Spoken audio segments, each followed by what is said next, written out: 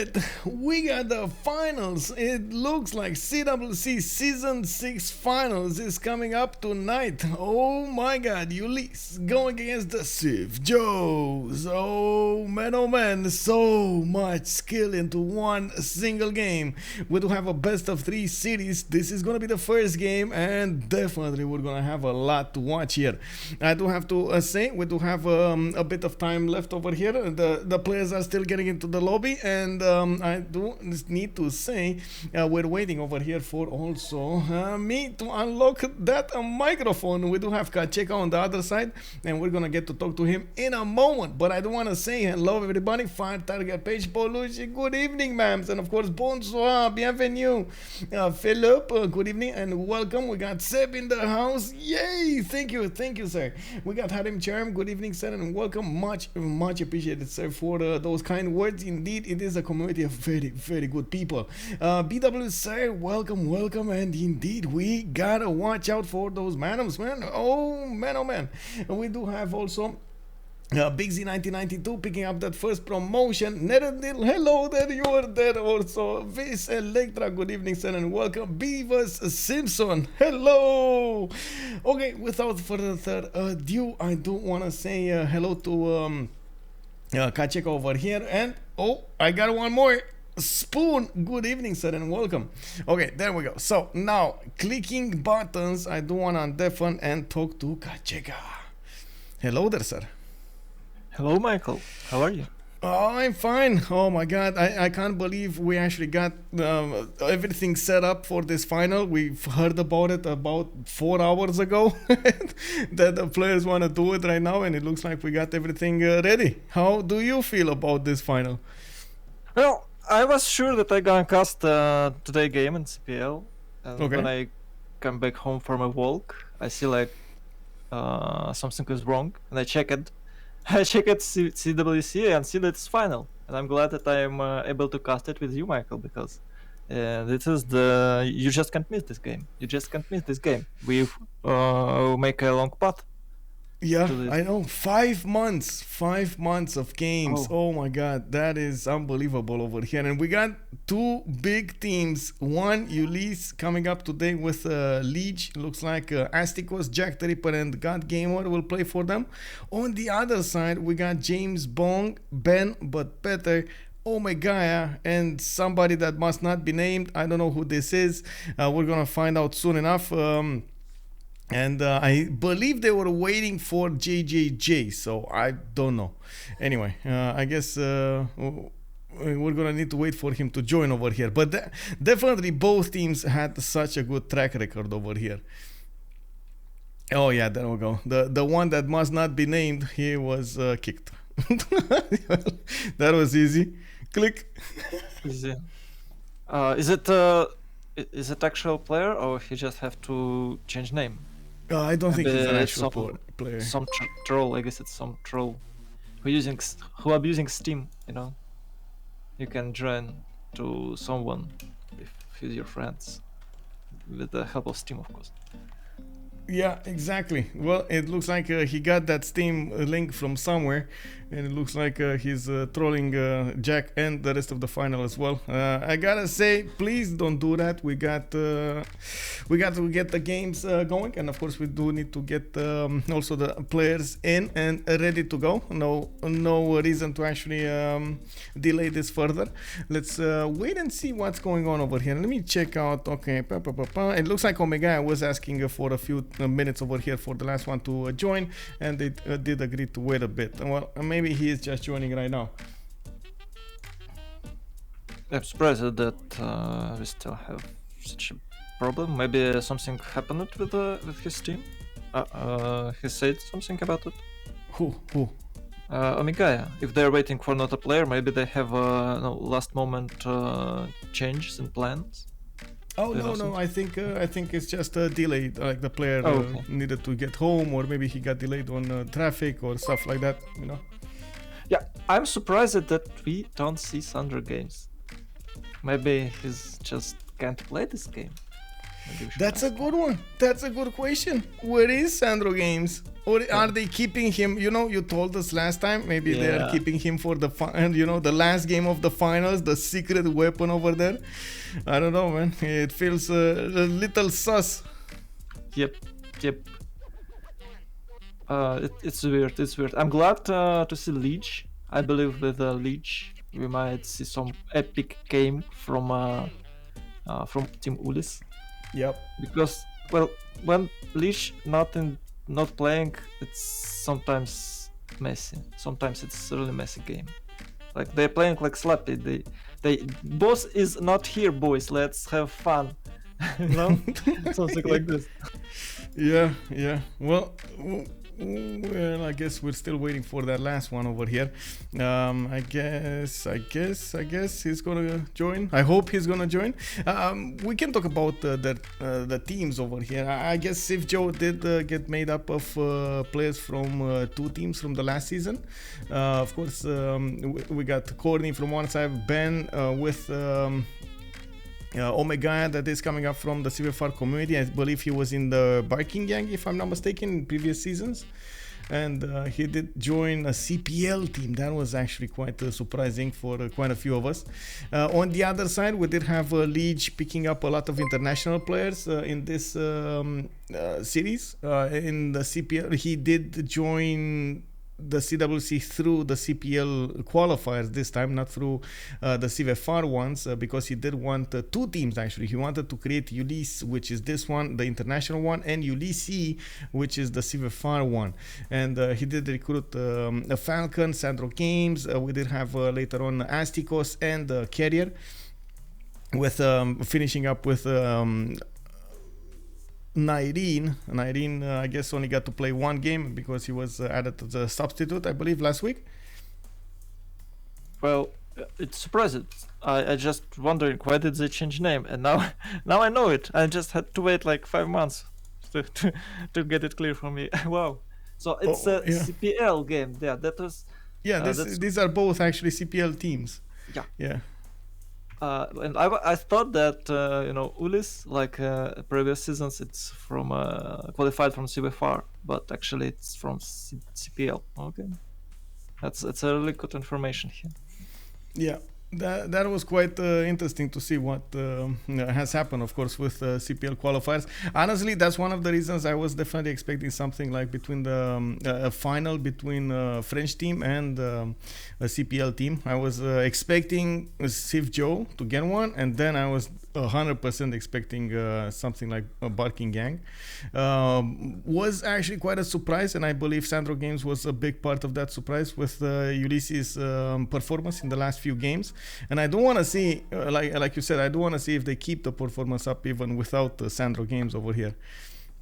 Yeah, I'm a bit surprised too, because he carried them to finals and they didn't pick him to the final game. It's kind of what? I don't know. Maybe he couldn't play. Maybe he had something else to do. I don't know. I mean, we don't know the underlying subjects over there. We don't know what's going on in the private channels. Maybe you know how Barking Gang is setting up their teams. By the way, they're always randomizing who gets to play. They're not. Pre-setting something, you know. They're just saying, okay, well, let's see who's gonna play. Bam, random.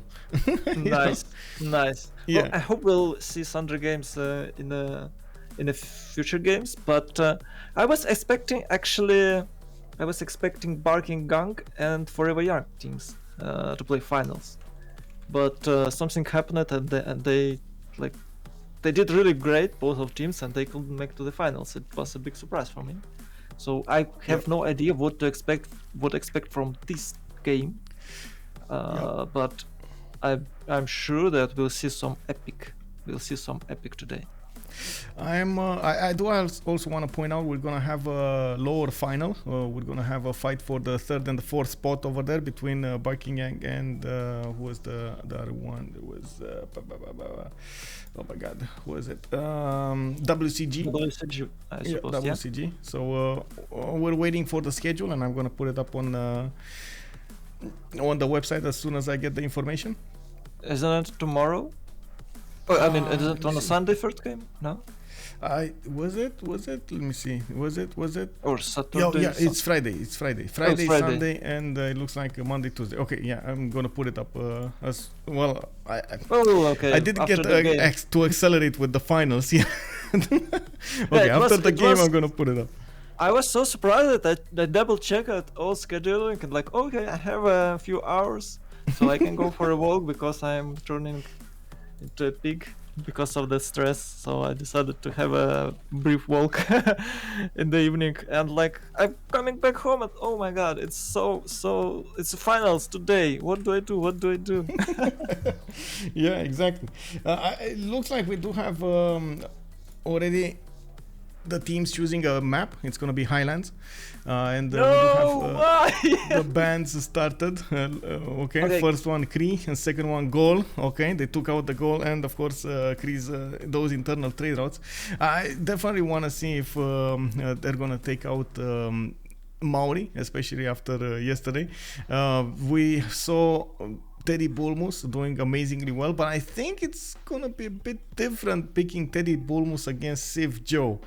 I feel like they will be much better prepared when it comes to countering Teddy Bulmus, but at the same time, looking at the active bans here, they're going for Eleanor and Ethiopia. Ethiopia makes sense, but okay, Eleanor, okay, in the first one, I don't know, I would have thought that they're gonna go for it in the second one. What do you think will be the last two bans here? Oh, I have no idea. I believe so many good ones. Okay, Maori and Mali. Maori and Mali. I gotta say, I'm thinking about Mali as well. I'm not so sure they want to ban Maori though. They're kind of forcing the issue. Of course, Omegaia is gonna be the first one to pick it up, and I'm pretty sure Ulis after yesterday they do know what Maori can do. I mean, I'm pretty sure they knew before that. Oh well, It just he disconnected. Yep. Yeah. GodGamer. Oh, it's Sandra Games time, guys. wait. GodGamer have problems, so they have to sub him. Yeah. Well, maybe not. Maybe just. But I really hope to see him. Yeah, I would imagine. Especially, I mean, I can totally understand that he made 3 amazing games back to back. That is not something you forget that easily. But I guess again, this is something that they need to decide behind the scenes, who's gonna get to play, who's not. Maybe they do have like, you're gonna play here, I'm gonna play in the second game. There might be a third game. We don't know. And we should keep in mind that maybe Sandra Games don't really like Highlands, and they choose players for specific civilizations. So maybe GodGamer have some how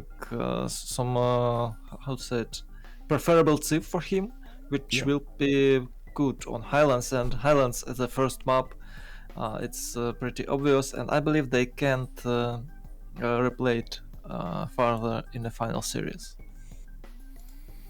Can they play it again? This is gonna be a long game though, and I gotta say, this is kind of fitting for the 8 players that we have right now. They're gonna show us they can do everything they need to do to get the win. Of the sim, the early moves, maybe we're gonna have some aggression with those scouts early game. Maybe we're gonna see some horses running around the map, but I doubt it. And then we're gonna see, of course, the mid to late game. That's gonna be so important. Who's gonna try to go against who? Who's gonna try to do a corsair attack? Who's gonna try to do cuirassier or a tank push later on? Who's gonna go for the nukes? Who's gonna go for the culture victory? So many things. And of course, like yesterday and in other games, CivJoe, for example, on the inland sea did show us how fast they can get that Diplo victory. So whoa, okay, let's see. It was Diplo before 200. I think it was almost. They were fighting for a long time. I'm not so sure. I don't remember exactly, but I guess nobody had enough strength in them left remaining to actually get those wonders from their opponents, because they gave up the seas. That's why. Classical. Yeah, classic inland seas. What can I say? I do remember Corny did forget to actually keep a forest tile for his Mahabodhi temple, and he was forced to do another city for another holy site. For Yeah, another it temple. was hilarious. Yeah. Oh my god, that Yeah, was but amazing. we haven't noticed it yet. But he make a mark for us, Yeah, so we could see it. It was really nice. exactly. I mean, Self burn. well, he knew he made a mistake. You might as well own Yeah. your mistake. You know, like there's no way around it. And he did say later on that he needed to get the religion anyway. It was the last prophet, so we might as well activate it. Yep. So, yeah. Oh, it was fine. In the end, they did get the win, a concede vote a few turns before actually getting the Diplo victory, because there was no way their opponents would have won that. But did they tell us will he join or he just needs sub? You know, maybe what is going on here? Because okay, if you need to check mods, it's like really fast, I guess. No? Maybe they're actually subbing, because I'm really hoping for Thunder games. I'm not sure if Ben, but Better is telling us yeah, there we go. I think he has the same questions Yeah. you have. And is he mod checking? Is he coming back? Is he getting his sub? Is he? Oh, he unplugged the PC. Well, I guess he was so excited that. What? I don't Unplugged know. this? Yeah. Okay, Man, this is like a rock and roll unplugged over here. You know, you just play without amplifiers. Let's go. Let's go. Yeah, I had a really bad experience about that unplugging PC. It was I don't remember which year, but it was Civ 5, and Yeah. it was my first tournament, and we played 2v2, and my teammate just boosted his PC, so he had to unplug his PC and change thermopasta on his processor, and of course we lost. We got technical loss. Oh, But no. he boosted it so he could click beta, and he almost burned his processor. Oh no, that Yeah. sounds problematic, to say the least. Yeah, but we almost won. But unfortunately, his PC got black screen or blue screen. I don't remember exactly what he got. Okay. Okay, it's still a Leonara. Are they redrafting or they like will draft? Wait, what?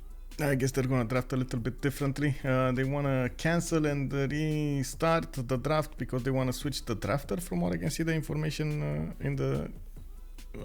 Oh, my lobby just effed up. I think this was a big hiccup. Maybe I don't know what is going on. Yeah, I don't know either. Okay, there we go. Okay, you can maybe reconnect to fix it. No, It's fixed fine, already. Yeah, it's Okay. fine. Yeah. Took a few seconds there. I think just needed to reset. It's fine. You know, Jack had a surgery. Okay, did? JackTheRipper had a surgery a few days Okay. earlier. Yeah, he just came back from a hospital, I believe, yesterday or maybe on Wednesday. Oh, not Wednesday, Tuesday. So I don't know. Can he play this game really good and how he's feeling? Because I believe he have to take some pills and maybe Painkillers, I guess, right? yeah, I believe, yeah, and maybe it will make him play slightly better, slightly worse or slightly different. I'm not sure, but he looks like fine, and he told he's okay. So guys, Well, a little bit information for you. Oh, we're gonna have a quick relobby over here. Looks like there was a problem with one of the players. This is what happens when I guess you mess up with slots over here.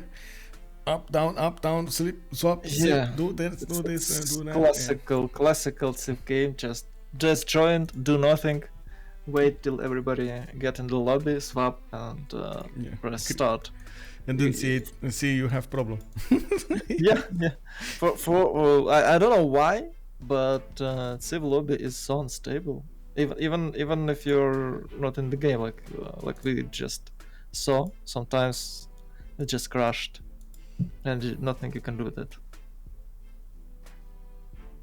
Yeah, I guess so. Well, we do have a new lobby over here, and it looks like we're joining.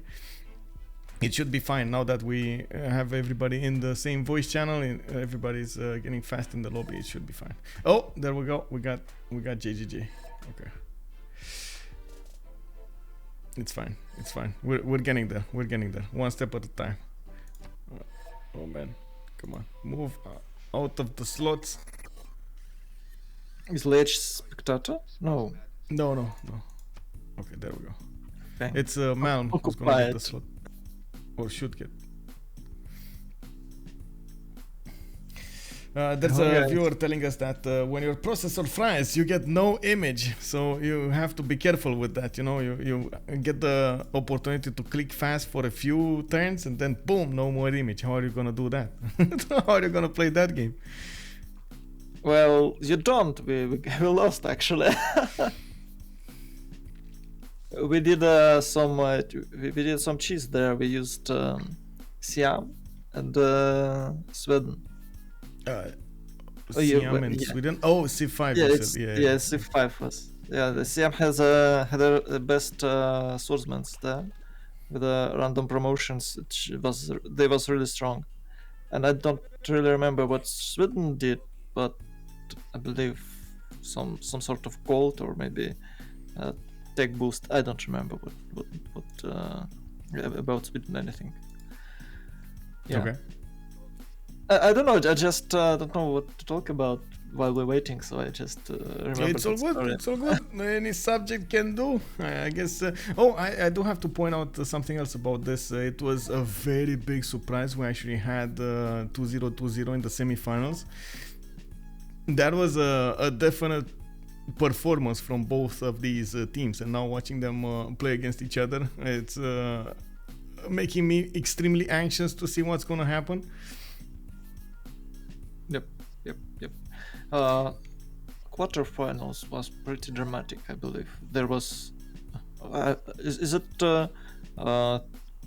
believe we had 3 games for each quarterfinals, isn't it? Yeah, 4 games. Yeah, I mean, yeah, best of 3s. They were all best of 3s. Yes. Yeah.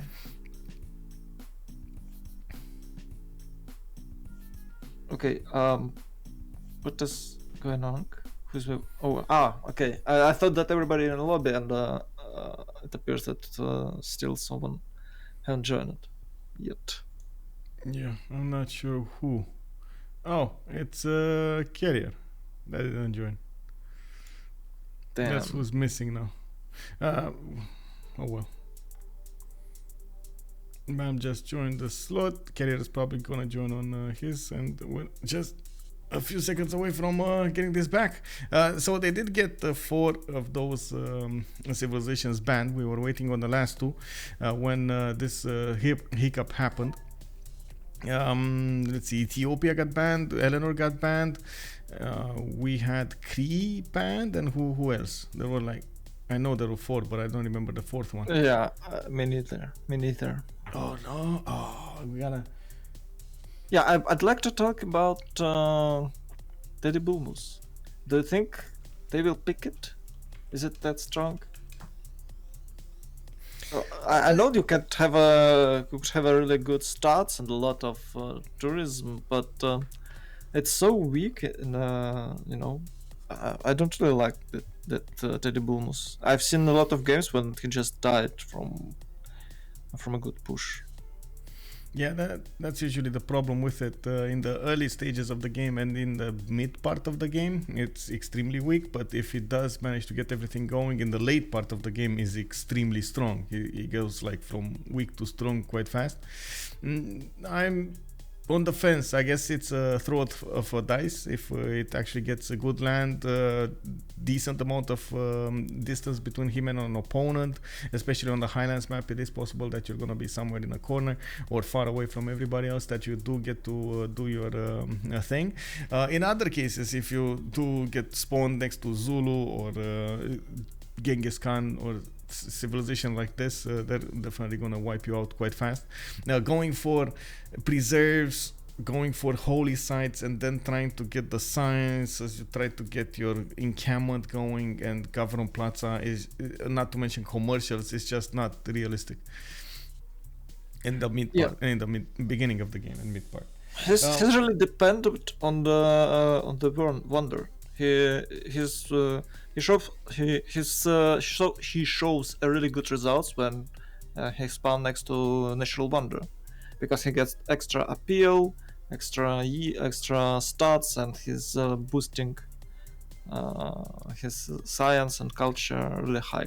If he has no appeal at all or any mountains, well, he's in a really big trouble. Yeah, because it's insta dead. I don't think that we'll see this bullmoose here. It's usually played when with the specific players. When you know that that guy is gonna pick Teddy Bullmoose because he loves him, then you just ban it. That's it. You don't want to gamble too, because sometimes it's really unstoppable. It's really rare games when Teddy Bullmoose is unstoppable, but if he is, then he is. Oh my god. Okay. Yeah, they're gonna start without him. Okay. They're just gonna start without him, and he's gonna join after the draft. It's fine. Okay, the goal was the last one. Okay. Can they change? No, they can't change drafts. Yeah, I don't think they should change the bans. So we do know the fourth bans. I believe we're gonna see Ethiopia soon enough here. There we go. And we were waiting for these last two. We were talking about Mali. I believe we were talking about also. There we go. Yeah, and okay. the sea guy. How it's called? Maori. Maori. Yeah, okay. Yeah, so okay. Maori and Mali taken away. So there are quite a few extremely strong civilizations remaining, and one of them is, of course, Philip II over here got picked by Omegaia. We still have Canada, and we still have Korea in the game. We've seen yesterday how impactful Korea can be, especially in the mid part with that Hawacha push. Victoria for gold, and so on and so forth. So I believe they have a lot of choices to go for. I don't really like Korean Highlands. You don't like it? Why? It's like the best land for him. It's too far from your Hawacha push, and you don't really have enough sim bonuses. There is a better system, Korea. Korea is pretty strong on Pangea. If he if he had a little bit of luck to not spawn next to a super aggressive early aggressive Civ. So yeah. But on Pangea, you know, everybody picked that type of Civs. Oh no! It's him, guys! It's John Cena! Oh no, we got Lautaro in the game. Oh man, this was I think it's one of the most dreaded civilizations in the game. You've seen how much of an impact it can have with just upgrading Malon Raiders. It doesn't even need to use them, just upgrades them and sends them towards opponents. They literally make lines of lines of units around their empires to defend against Lautaro. Lautaro turning your mid game in a unit building game. You know, you can't have anything but spearments, and you need them a lot, like 10, 15, and sometimes even 20. And I'm surprised that he's not banned. I think they could ban him instead of Eleonora, and of course Rome. Yeah, Rome. That's a good point over there. I was definitely surprised by the Eleanor ban, especially in the first 6. Stream. Yeah, it was unexpected. It was surprising. Yeah, well, we do need to see what Ben is going to choose here. Again, so many good civilizations available for him. It looks like he's going to go for one of those standard ones. He's going to go for Gorgo. And oh my god, the Gorgo... First of all, Gorgo can really defend easily against the Malon Raider. Second of all, it can do so much in the culture screen. Third, oh my god, that fascism attack of Gorgo is almost unstoppable. Yeah, but Gorgo has some problem as all Greeks does. Too much culture. So you have to settle really quickly. And on the islands, they really often stuck on the 5 cities. I don't know why, 5, but you need like 7 or even 8, 9 cities to have a better starts and have a better push timing. But sometimes people just stuck on the 5 cities for a really long time, and then you just can't keep up because your districts are too expensive because of your culture, because of your early culture. Yeah. Well, I do see they took out both of the Tundra civilizations. Well, that answers that. We got Russia and Canada taken away immediately. We still have Zulu, Persia available for the picks. Like I was saying, Korea, for example, is an interesting pick on this one. And I gotta say, we did have Tamori show us Portugal can be an insane powerhouse on this map. I don't think he's gonna go for it, but oh, man, if he gets lucky, he can do so much on this map. I don't really believe the players here do have that appetite for risk, especially in the finals. You don't really want to take a chance with something like Portugal, but I do believe Victoria can definitely be a strong pick here for that gold generation. And of course, for a late game, Victoria has a significant late game. She has decent bonuses in the late game, and for an early game, maybe only red codes not that good, because it's too slow. Not that good red codes. Oh, you know what? Yeah. They didn't ban Basil. Oh. They banned Teddy. They didn't ban Basil or Arabia. I gotta say, or Arabia. So those 2 major civilizations that Jack really likes to play them, they're still available. Oh my god. So, if he picked them and they lose, they will tell Jack that, you shouldn't pick them. And if he won't pick them and they lose, Jack will blame everyone for they don't let him pick Arabia or Basil. Yeah, I think they will pick Arabia, because on the highlands you need to sim. You don't really need that early game aggression. Well, you just can't have that aggression because of distance, because of terrain. Yeah, it's Arabia. Yeah, of course. I mean, this was easy to predict over here.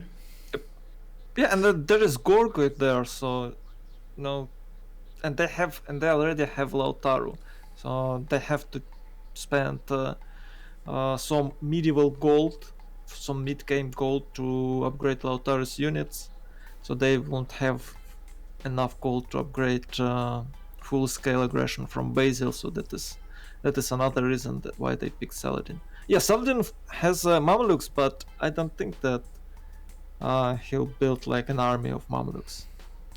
I agree, and at the same time, looking at this draft, except Rome that can maybe go for commercials and try to get the war, I'm not so sure that's a good idea. Picking Lautaro and Saladin in the first game, unless Lautaro gets its aggression going, the pillages going, and so on and so forth, they're just not gonna make gold. It might not be enough. They might pick, Egypt or something for gold. I think they will pick something for gold, maybe even Victoria.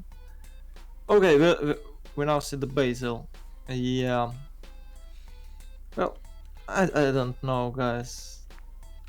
It might have a good push, but I don't really like Basil on this map. Genghis Khan is way better, as for me. We haven't seen Genghis in so long in the games. We've seen actually more Kublai China than we've seen Genghis Khan. The Khans of Khans is not getting favored anymore. Like, people just got tired of just killing everybody with the Keshiks. What happened? Yeah, I think that people are... Yeah! Kublai Mongolia! Yay! Finally Mongolia! Yeah, but not the big Khan. What is this? He's taking the little Khan. Why the little Khan? Yeah. No, little Khan is good. He has a better economy, because you need to have simming bonuses on this map, and he still has that military bonus. Maybe it won't work, but maybe it will with a bit of luck. And as I remember, he can, yeah, as you can see, as Mongolia, he can make a really long trade routes. You can see this orto, or how do you read it? I don't know. Yeah. So you can have international, no, intercontinental trade routes with a big amount of gold. I was always surprised at why did they pick China? Why did they pick China with the Kublai Khan? Because Mongolia is way better in my opinion, and now we'll see Mongolia. We'll see what he can do. We'll see. I guess they really enjoyed that extra that extra charge on the builders. That's I guess the only thing. Okay. We do have the last civ here. It looks like it's gonna be Victoria, so they will be conscious of that goal that they're gonna need to get for their teams. I also want to point out Philip II is gonna go against Saladin. Basil is also gonna go against Saladin. This might not end up that well for Arabia, but we do have to see, of course, their proximity to each other and what the map looks like. Yeah, sure. Well, it's not that scary, I guess, till the very late game, because you can't really push with the conquistadors. Yeah. Well, you might try, but it will. Well, we had a lot of situations when the conquistadors are pushing up, they just can't go through the defense of defender because of their movement speed. They're walking to their destination so long that the defender can reach cuirassiers. You know, it's a really good unit for defending conquistadors. Yeah, I tend to agree. We did have a question earlier about why do players want to pick Highlands? Do we want to tackle that question? Well, because they don't want to risk. I guess it's a really good sim map where you have when you can sim a lot, you can't die from a surprising horse rush, or maybe even, you know, warrior rush. Sometimes that happens. So you can have a sim, you can show us your simming skill, knowing of the game, and you can plan it for a long game. So I believe they really like Highlands because you just can't die from a horse rush. I think that is the biggest point here. So idea would be less RNG, more brain power used for the late game. Okay. Well, I don't think that's less RNG. No. Well, I mean, yeah, but the brain power for sure. You for sure need brain power, and you need a really good build from the very beginning of the game till the turn 100 or even more. Yep. Okay. Okay, so we got a first map loading.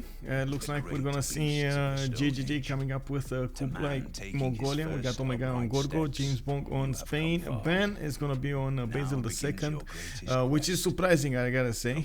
Jack is gonna take on Saladin. We got Carrier GodGamer on Rome, Lege on Victoria, Astikos playing Lotaro.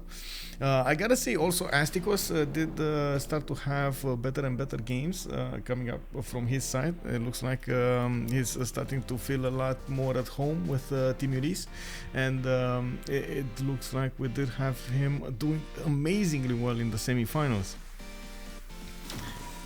Oh, and I just talked about him and then boom, disconnect.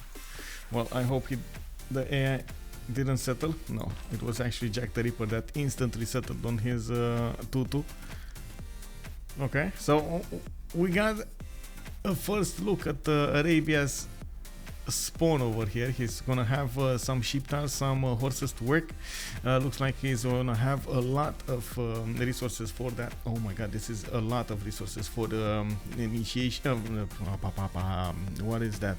Fertility rights with the extra builder and the extra food that you get. Right. So look at these tiles. What is this? 2, 4, 6, 8 tiles for him. So 9 and 10, 11. Like, oh my god. It looks like Liang first. Liang first for Arabia. You heard it here first. well, actually no, because you pick Liang first when you have like something like ships or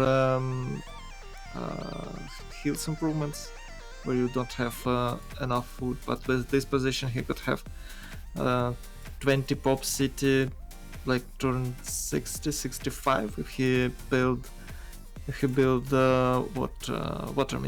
watermill dunk and the fertility rights, and you will grow every 2 turns, guys, with this tiles improvement. It's insane what can he do, but you'll have like 20 production in a 20 pop city, so maybe it's not really good idea to go for all in food. Well, we're gonna have to wait and see what he's gonna go for, and we're gonna see, of course, where he's gonna place that holy site. Usually, Arabia does want to couple those holy sites with the campuses, since it did get a boost into that adjacency. I'm pretty sure he's gonna try to use multiple cities to get those campuses bigger and bigger and stronger. The replacement universities, the madrasas, are just so good on Arabia. It's exactly the reason everybody likes Arabia. They just get so big. Wait, what's the settler? What is that? I don't know what's the settler. Settler? No, he didn't. Whatever. It's fine. Or at least we don't see it. Did you see it on the map? I didn't see it on the map. No, I don't see anything. I don't know. Yeah, I settled in Gulu Mapu. We didn't see that on the map. That's so weird. Oh well. Yeah, and I have to ask you to check if something okay with your internet, because I had like 360p 360p quality. Oh, really? Yeah. Oops. I mean, I'm not sure if it's my internet or something else. It looks like... Well, maybe it's just a Discord or anything else. But maybe now that I restart the stream, it looks better. I don't know. And now it's perfect. Oh, that's weird. Okay, okay. Pixels back. Yeah, never mind. What? Pixels back. I mean, lost of quality. No, loss of quality. Okay. Sorry. I believe it's not your fault. Maybe it's just a Discord.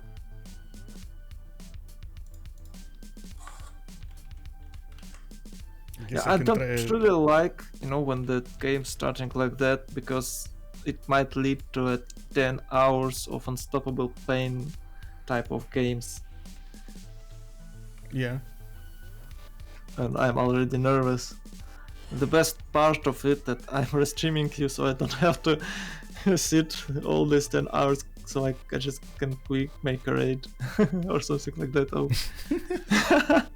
So I have a backup plan, but you don't, and that is, Well, I gotta stay here. I gotta see what's going on. It's all good. Okay, I am trying to get the speed test going. Let's see if the internet has a problem. I doubt it. No, I don't think if maybe I thought maybe you making some uploads or something like that. No. If you don't, then that's just a Discord thing. Maybe their servers are too, I don't know how to say it. They're too busy, so they have to lower this quality. And by the way, we are sharing for not just for me, but for more people, because we have a Suh, which is streaming for RU viewers. It says 850 megabytes a second. Download. Okay, 660 upload. Yeah, I don't know, man. I heard that we have a best internet in Europe, in Romania. It's good. I don't know if this is the best. I believe it's like 5th in the world or something like that. Yeah. Well, I believe it's best in Europe. Compared to French. Just trolling, just trolling. I gotta say, in France, well, at least the internet I have seen in France, it was quite good. But I guess I only got to take a look at the internet of the internet cafe I was going in, and they had like amazing internet. And then Wex shared me a few, how to say, a few tests from him, and again, gigabit internet. So. They're upgrading. The thing is, most of Europe did get the internet much faster than Romania did, and they already had the infrastructure built on lower cables, and they were still paying for it when fiber came out. And when we started upgrading into fiber, well, everybody else started to catch up. So, yeah, looks like that. Lucky. Looks like that. Yeah. Anyway, we'll see what's going on over here. Let's see.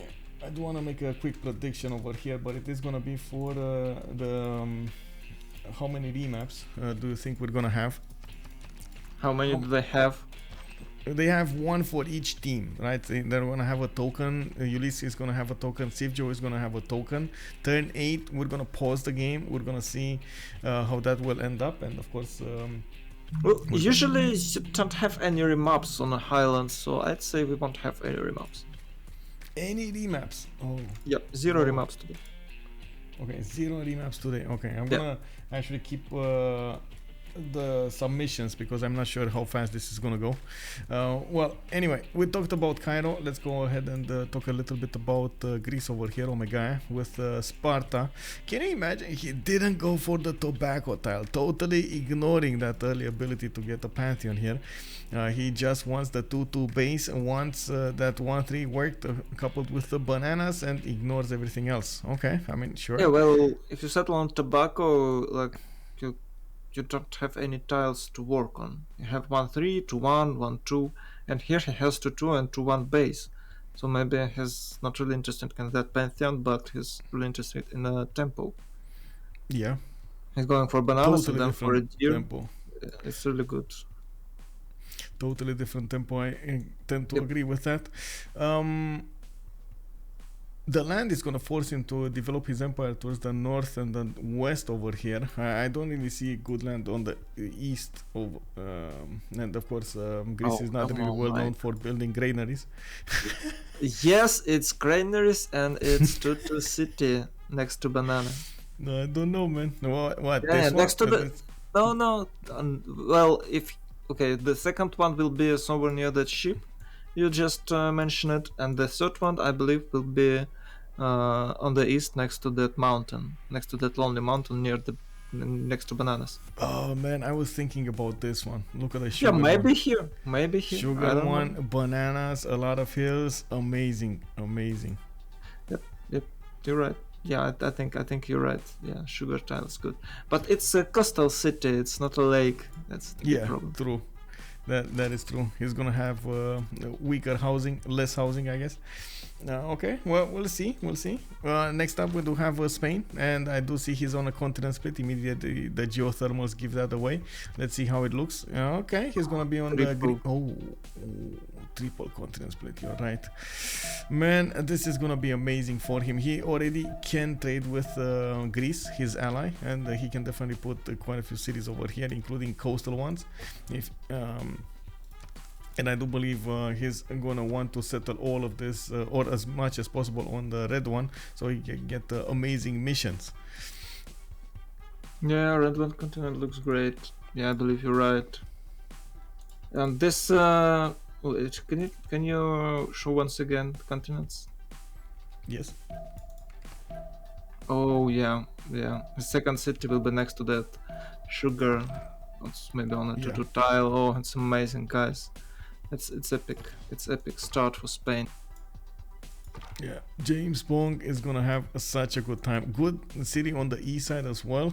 Could go for a second city over here on another continent also. I guess. I'm sure he will. Yeah, the production is gonna be much better on the east, but it's fine. It's definitely amazing with fresh water coming up from the river going to the north. I guess northeast is gonna be an issue, but I wouldn't think that's that big of an issue here. He might settle there like 4 or I mean 6-7 cities to get the extra campus, and it doesn't matter in that time that he won't have any fresh water there. Oh, by the way, we got another pointer here. Jack is going pottery first. Yeah, because he needs to chop that wheat and corn. He needs to put well, not chop it, but put a holy site somewhere. Like, where is he gonna put his holy site with all of these wheat tiles and maize tiles? Well, no, there's only one way to do this. And I believe he don't want to put it on the hose because it gives nothing. Yeah. Wait, what? What? He's going. Oh, he found the worker and he's just discovering. I was surprised that he's go for on a ship with that worker. Like he's going to improve it, but I believe he have no that tech yet. I think actually they bought him a build. I don't know. No. Did they find one or bought one? I don't know. I think he's found. They don't have any more gold. That's why. Oh, I guess it's kind of early. Anyway. I think they could buy something for Greece. Oh, it's the other team. Sorry. Yes. Anyway, I just can't see a portrait as well. Yeah, we're 10-7. We need to get this going. So Astikos is gonna be actually on the east side of Spain. He's gonna trouble Spain a little bit, but the mountain range is gonna be well defending Spain over here. Well on defending Spain. This is gonna be nice for him. We do have him with a 2-2 base, +4 campus in the capital, and I do see he's gonna get an interesting river. Not that good though. I gotta say it's interesting, but not that good. Like the fresh water over here is just not that great for Mapuche. 1 to the south, 1 city to the north, a 3rd city over here, 4th city very far away on the east side, and then in the south he has like nothing, like so much land with nothing, not even aqueductable cities. But he could go over here next to his scout for the bananas, and of course the he's gonna get closer to Spain. Let's see Spain. Sorry. Oh, England has continent split. Oh, nice. Nice. Triple continent split on England. That's nice. Yeah, but I believe it's next to Spain, no? No. That it's someone else here. Who is this? Oh. This is Xanadu. It's next to JJJ. It's next to Mongolia, but they're on the coast. They're on the same coast. England is definitely gonna have an advantage there. Yeah. Well, if they are okay. Oh yeah, no remap. I just won a cookie. Yeah. So I need to end the submissions because I'm pretty sure a lot of people will put into the map right now. Okay, there we go. We got this going on. Let's put up. Good luck. Have fun. Let's go for this. So, how many people guessed a remap submission? That's a good one. Let me see. 3.2 thousand points were put into this, and I don't know exactly how many actually. Okay. Yeah, 300. 5 people. It was Morning Nuki and the 4 other people. Nice. Yeah. Smart. Okay, then so England has a really good start. I think he just gonna place that city on Magnus internals. Yeah, bug. No. I see Byzantium. I mean, you say it's a bug, but I see Byzantium over here to the south of England. This might be England's downfall. Byzantium to the south. It might actually. Oh, it's really good second city on that sugar. Oh. Yeah, look at this. Look at these sugar tiles just telling Byzantium where to go. Settle here, please. Yes. You know, and like another that. is rice tile. Oh my god, this is unbelievable. Like the land is forcing him to go to the north here. Yeah, we call this a grasping map because he's a map maker. Yeah. And well, he was. I believe he make non-map like since about a few years, but he liked to spot the good city's position with Lux, but it's always a trap. It's always a trap. You can never settle on that Lux. But it looks like so good, you know. Yeah. But there is something. Oh, there is always something why you can't settle city there. Oh wait. Whew, Oh my okay. god, that was close. That was Yeah, and close. well, I believe he actually can't stay there because it's like two shot kill. Yeah, I think actually Byzantium might want to attack it. One thing that he doesn't know is how much experience that scout has. So if it does get a promotion, it might be a problem. But Lege did very nice first move over there, moving next to the settler. I believe he didn't know about this. He just moved as soon as possible. Maybe he could have snatched it. I don't know, but Byzantium doing the same thing. Yeah, on the other side, he's going through the forest, and the Lege's warrior is not aware of this. Well, I believe. Wait, I believe Lich can get that to that tile. Lich is fine. He can shift onto there with his warrior. Okay, maybe it's not that fine. I don't think they're at war though. So Byzantium can just go through the. Yeah, but you know. Yeah, you can go through, but it's a rice tile. Oh, I mean, sugar tile. I think the second he goes through, Legion Scout is just gonna move away from it. Yeah, and he's going to pillage that. Yeah, he's going shrine. for the holy site. Yeah. Yeah, holy site. Sorry. Anyway, you can buy something like a slinger. I don't wanna take a look. Oh my god. Okay, so this is this looks like it's gonna be a shift enter, and the Lich is gonna get his settle. I do wanna quickly take a look at Rome. Rome has Pamukkale to the north, and looks like he's gonna have access to his horses and iron tile from the beginning. Relatively good land for Rome with quite a few rivers on the east. He has Mongolia to the north to worry about, and by the looks of it, he's gonna be forced to go west side over here for those freshwater cities. Usually I'm lurking, doesn't need but that today I see you as live, fast. so catch some dollar smile. You know, Rome doesn't need fresh water. Michael, are you here? Yeah. Yes, I am here. Yeah. Sorry, you just. distracted. Oh, I thought that you were so surprised that about my statement, so you like. Yes, what? exactly. You took me, oh my god, by surprise. What? Rome doesn't need fresh water? I mean, I know No, Rome no. actually likes to bathe his citizens, but you no fresh water, really? Yeah, you have he get bath immediately. You know, if you open with a pingala, you get them like before 240. What is he gonna do? Use second-hand water there? No fresh water? Come on, Yeah, bro. yeah. Just build a bath. It's one turn to build it. Come on, Yeah. guys. That is Anyway. why Rome is picked here because of bath. Well, Rome doesn't care. Rome doesn't care. He just settle, and you have to admit it. You can't push him. You can't stop Rome. Come on.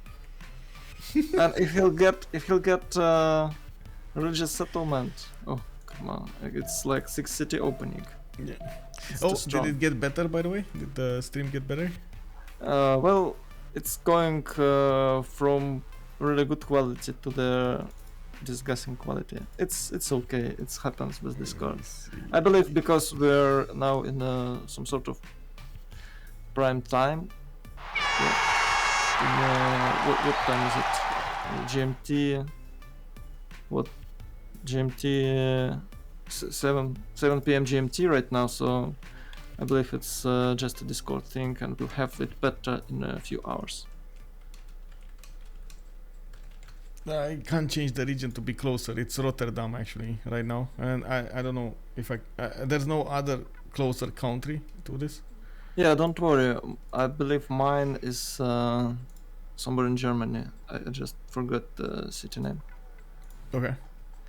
Well, let's keep on moving, and I do want to quickly go about the strategic resources, and then we're gonna talk about the moves here. I do see Arabia with horses. He did upgrade his ship tile, and by the looks of it, he didn't actually upgrade this one. I guess he moved and then stopped doing it. He does have access to an iron tile, and of course he's going for those early shrines and holy sites. Definitely needs to get those coupled together. I do want to also take a look at the south. We do have Greece with the Temple of Artemis opening. He's gonna get his how to say, his third city to the north. He didn't actually go for the sugar tile. I don't think he saw it though. That's, well, now he sees it, but I don't think he saw it earlier when he had Knossos coming out. So I guess he went for the fast city, not the best city. He's making combo wombo. Combo wombo, yeah, exactly. We got horses and the iron tile in the second ring. Both are actually quite easy to connect over here, and of course we do need to see what he's gonna use them for. On Spain, we got the second city already settled. Barcelona, freshwater city, lots of geothermals for that extra science per 10 for the from the campuses, and I do see him with iron. He doesn't have horses though. Nowhere he doesn't have horses. This might be an issue for their team. We're gonna need to see if they're gonna use horses from maybe another civilization. On Mapuche, we do have him with a horse tile. Looks like he did buy a 3 tile away sheep to put a very, very early campus. That's going to be a +4 next to the mountains. And his settler is going somewhere towards the east side over here. Maybe. Oh my god, look at Thessalonica. Actually, so in the face of England over here. Like Ben was, you know what? You block me? Okay, what? Sure. Do that. No. You know, sometimes, sometimes these naval thieves are making crazy things like rushing encampment, making a general and destroying you. So you should not provoke them. You know, you think like, oh, it's weak naval thief, I'm gonna to push it with my tagmas, but bang, you have a really strong swordsman, horseman, archer push, and you're losing your second city, and your day is ruined. They still didn't declare war on each other, by the way. I gotta mention this. I didn't see a war declaration being sent, and you see these Byzantium slingers. Okay, there we go. Now they started shooting. I guess the Lege over here really wants to get on that holy site. He's not gonna get there. Okay, never mind. Okay, keep on going. Let's see. On Astikos, we do have horses. We got iron tile in the second city. Looks like he is gonna be playing the bodyguard over here for England, while Lege is starting to get his internal trade routes going. On London, we do see he does have an iron tile in the third ring, but Birmingham is going to have actually iron tile and a horse tile inside of the city center, inside of the city borders. That's actually going to be quite nice for him. On Byzantium, we do have iron to the northwest of Constantinople, 3 horse tiles. This is going to be quite good for him. Definitely he's gonna have the necessary resources to go for his attacks. On By the way, Michael. Yes, sir. Yes. Check Victoria's tax. I believe he's going for mining now. He is going for mining. You think he's gonna go early encampment, or does he want to chop? Encampment. Okay. It might be. Well, we do have Rome over here with also horses and iron. Horses already improved 3 cities. He got Ravenna to the east, and he's gonna also get probably Zanzibar, Suz at some point. And that's a bad city. It's a better city, guys. It's a better city. With what chops? Like you just take this trade city, Magnus internals, and gives you a lot of production. After you're gonna build Petra. You know? No. If ever. With the Magnus internals, it's like 10 turns better, maybe even faster. That sounds like a lot of work. Establishing Magnus, but it worth it. Building the horses, sending them there. That's a lot of production for Petra. Well, it's incredible city, I guess. Yeah. Just for our eyes' sake. Yep. Well, we do have also, last but not least, Mongolia with the 3 cities on the coast: Aksu, Xanadu, and Karakorum, getting the galleys out in the water. It looks like he is going to try to pressure a little bit. Oh, this is going to be so nasty.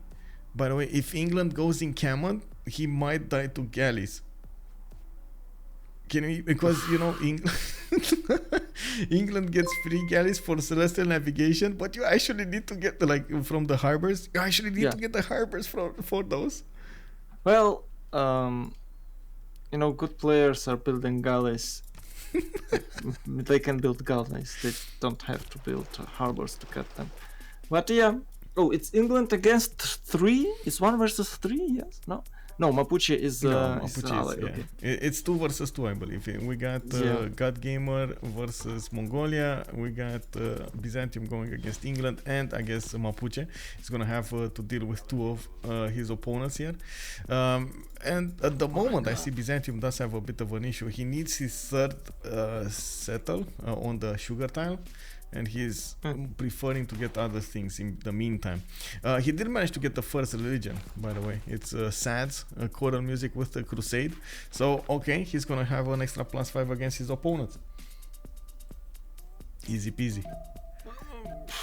Yeah, sure, but all I can say that Malon's gonna have a really good time on all this Byzantium long empire. You just can't defend against Malon's. If England hold, Byzantium is definitely gonna fall from Malons. You know, I just don't know how can you defend against Malons with that Mapuche's campuses. He has like 2 great campuses and they'll have another one. Yeah. +2, +3, and another plus. Well, I guess he already has horses, so only +1 or +2. Yeah, it might be +3 with a certain tile radius, but no, it's too expensive. Yeah, wait, like stone tile? No, that's not gonna work. No, not stone tile, forest left. Wait, what? Where? No, northern. Oh, this one. This one, yeah. Okay. Yeah, I mean, I guess we're gonna need to see. At the same time, of course, Byzantium will need a lot of culture to go for his Tagmas, and I am actually quite curious if he's gonna go for some early aggression against England here, or is he gonna? Of course, if they do manage to attack England on the coast with galleys and with horses coming up from Byzantium, especially with Crusade, he might actually take out England. Okay, now he's in danger. He's going for celestial navigation, and as you can see, Byzantium has a religion, so we might check it. I believe it's corals and oh yeah, you told it, crusade and corals. Crusade and coral. Yeah. Yeah, but talk about crusade. Rights. And he went initiation rights. We talk about crusade, and I was okay, and like it just immediately forgot it. Oh my god. Embarrassing. It's all good, man. Like I said, this final took us all by surprise over here with the timing. We do have the first wonder almost finished. 1 turn away in Sparta. He's gonna get the Temple of Artemis, and looks like he is getting haunted over here by a few scouts from JackTheRipper. He is gonna pillage those horses. So that's, I guess, something that he's not gonna stop. We do have Divine Spark as a pantheon for Omegaia. Interesting choice, but I do like it, of course, for those acropolises with amphitheaters. Yeah, has a really good build here. I believe he's built 2 acropolis next to Artemis on that hills closer to Knossos. Yeah, from Sparta it's short radius. Yeah. Also, Arabia needs his pantheon to start up his religion, by the looks of it. Classic. Yeah. Yeah, he has +0 holy sites, and I believe he was greedy and just didn't put his +1 faith policy card in time. Well, he's gonna get the faith from the horse. It's fine. Yeah, it's okay. Well, let's see, on Spain, we do have him needing to defend against Arabia's scout. He does have settlers in the queues here, another 2 of them. I'm not really worried about anything else. And I guess, honestly, at this point, Greece is much more worried. He was much more worried about his Temple of Artemis finishing than his horses. We're gonna need to see what he's gonna do to defend against Jack's units. do we know if Byzantium does know about his opponent here? Yes, he does. Okay, now he does know about Mapuche. He sees Mapuche on the west side. He sees he's gonna have an issue. We do have him going for the settlers. He did finish his second holy site over there, actually doing wait, no, that's not the correct one. 9 faith a turn at the moment. Not that big, I gotta say. And we do have him getting the settler from Constantinople to set up the sugar tile.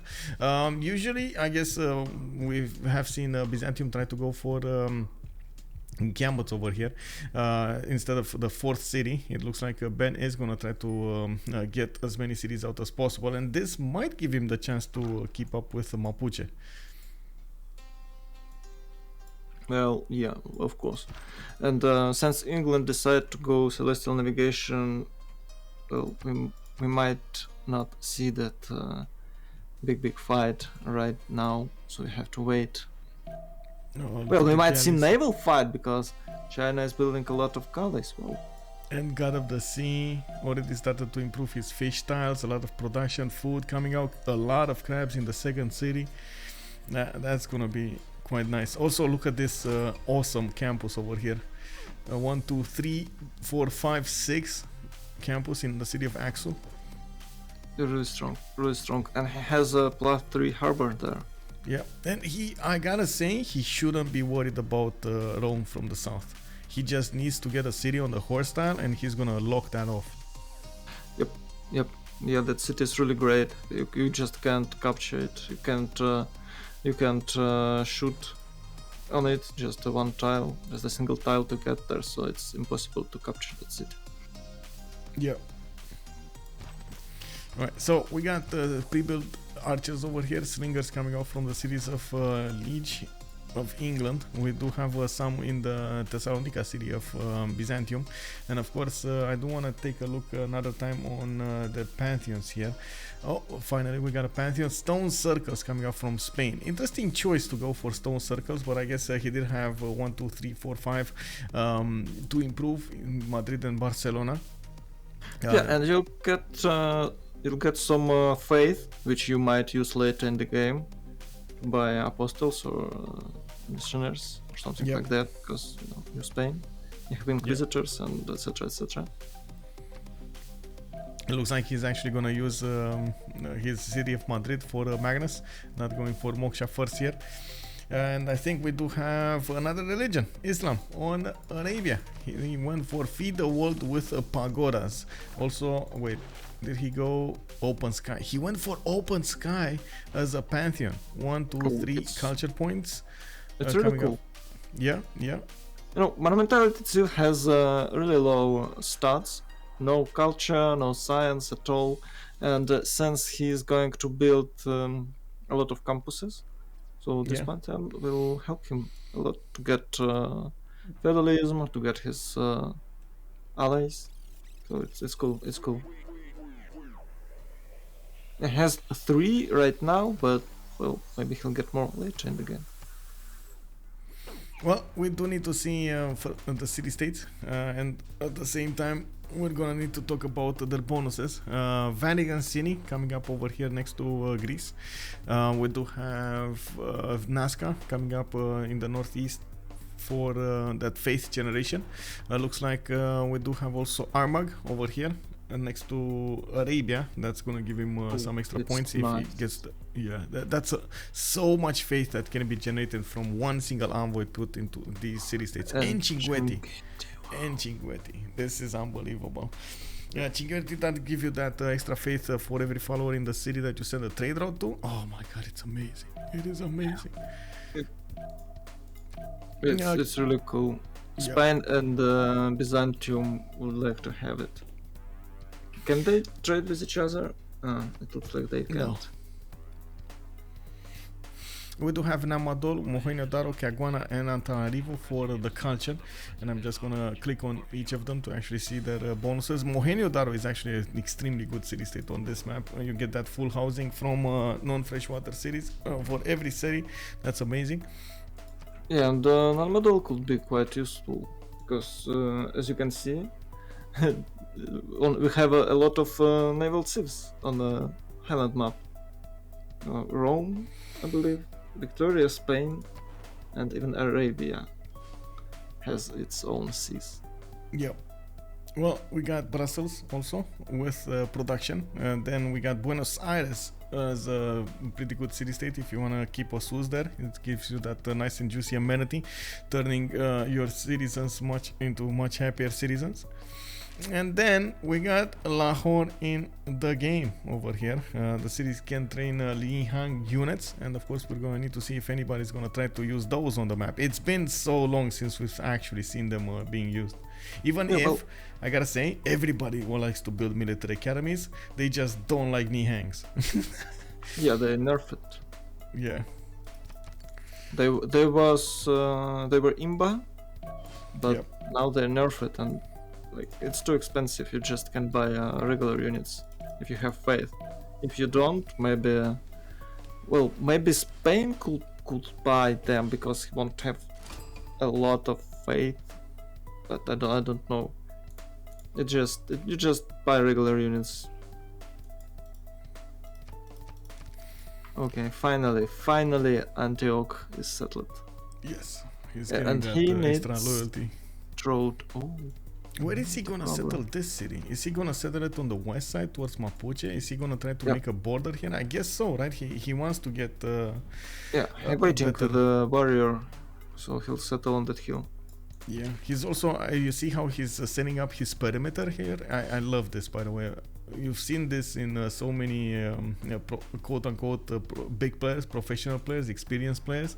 They're setting up a perimeter with their units to try not only to have the vision, but also have the ability to keep enemy units away from their borders. Yeah, it's a cheaper to build that kind of protection than to catch some scouts which will pillage your entire districts or your entire government plaza. And then you need to build the builders and move them and expend brain power, and you get like annoyed. Just how to say, just to build some units to light up your perimeter. Yeah, guys, it's a pro gamer move. It's not that hard. I know you don't want to do it because it's like, why? but just do it. Sometimes you gotta do what you gotta do. Exactly. Well, we are one turn away from the classical era, and I do want to quickly double check if everybody did get it. Yeah, there we go. 27, 29, 26, 29, 24, 20, 23, 23. And by the looks of it, we do have more and more armies being built in English land, still on 3 cities. He's getting worried about the north, he's getting worried about the south here, and did get Mapuche's help with horses. I believe Byzantium over here is gonna find out Mapuche is trying to come against him with some horses. He's gonna have a problem because he doesn't have any.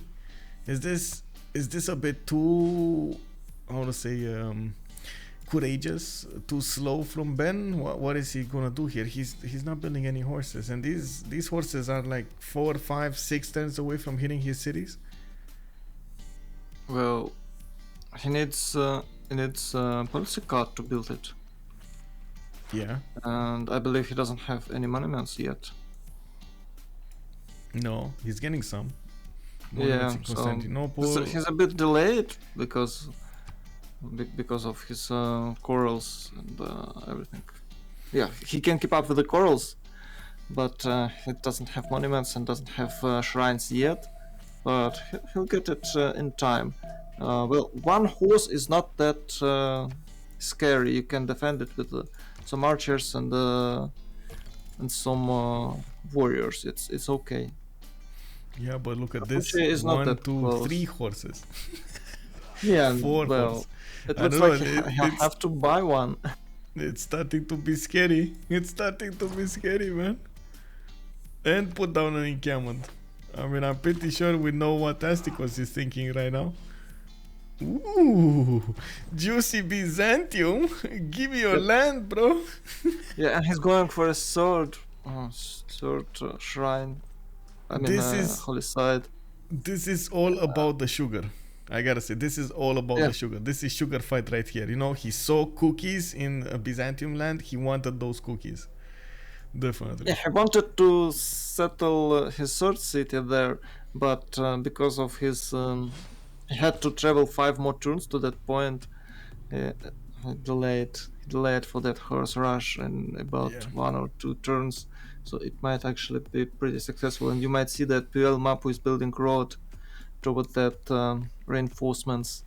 So Byzantium is a really big problem, but that horses will be there like in 4 turns, so maybe Byzantium is able to build a few horses there, and we should keep in mind that England will help him later.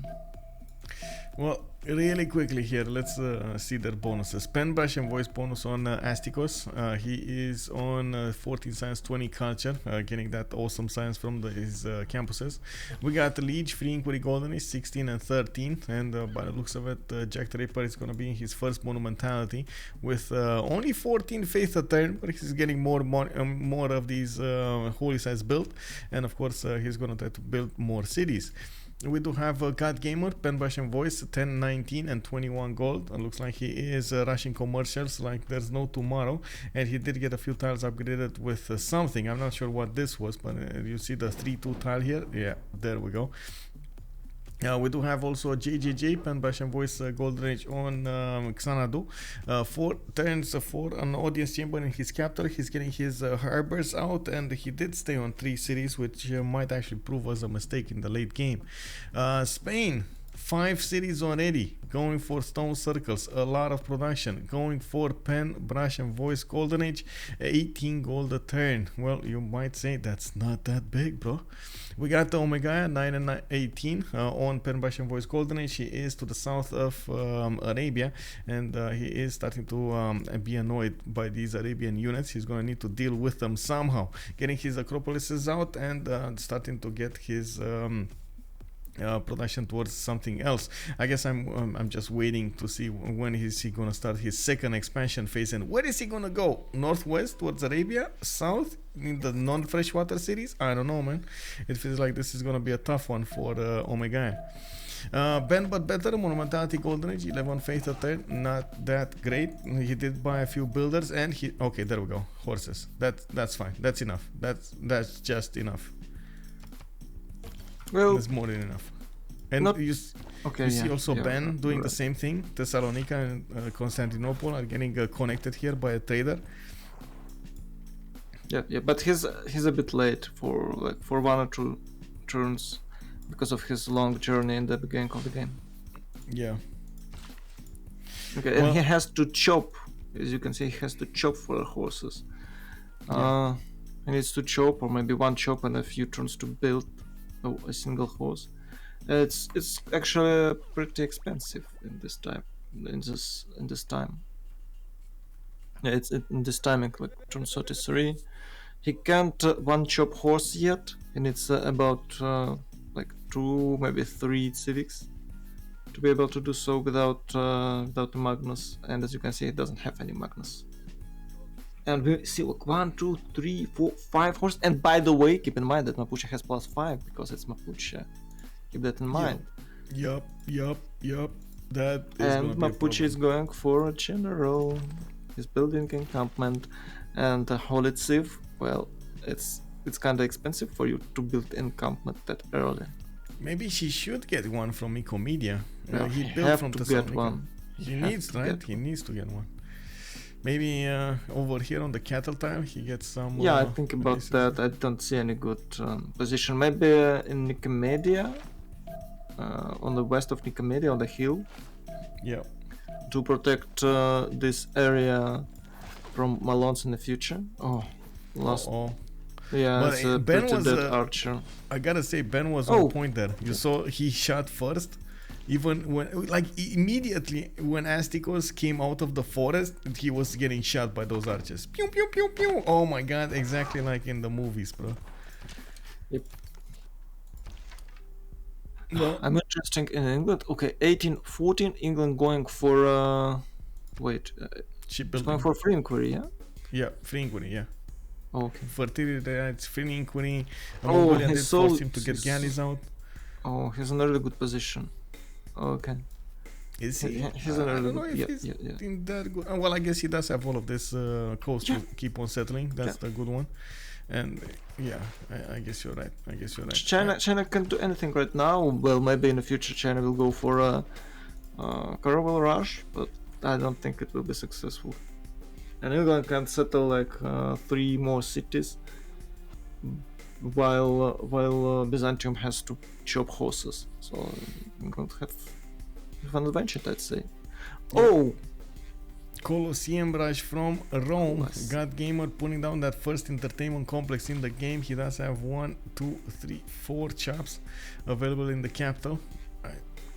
I'm not sure, Yeah. so sure he actually wants to use all of them though.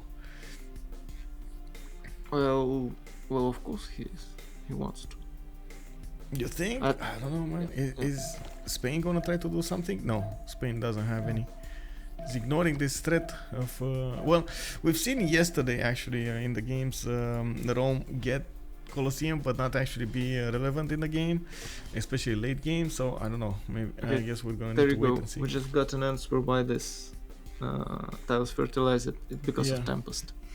Second hurricane over here. Yeah. Well, let's see. Mapuche is dying against the horses of Byzantium. Byzantium cannot push through the horses of Mapuche. There's no bonus yet for either of them from general, so I guess we're gonna need to wait for that to happen. Byzantium does have more horses in the queues and getting more of these holy sites. Not putting down encampments. This might be turning out as a mistake here, but I guess getting the faith will allow him to get more cities in the meantime. He's going for a warlord's throne. Yeah, he knows this is all-out war. Yep. And we should keep in mind that Byzantium can't, use these horses for good later in the game. Well, he can, but it's not that effective as Mapuche's horses, because he'll gonna to upgrade it in Malons and Byzantium only in coursers. And Malons are way better than coursers. Yeah, they are way better than horses, but when those tagmas come out, oh, Yeah, but he has to build them. Has Yeah. to, either build them or he might try to go for hippodromes, bro, hippodromes. yeah, for hippodromes. Yeah, you get them for free. Oh, check this out. English is. Oh wow. Wait, where can he settle it? Non-fresh water. Okay, just to be sure that You Byzantium see- can push. Is he gonna actually try to get an economy with Rome right in the face of his Oh. opponents here? Can we imagine if he gets a city here and just It's plugs actually a it really with a good joke? city.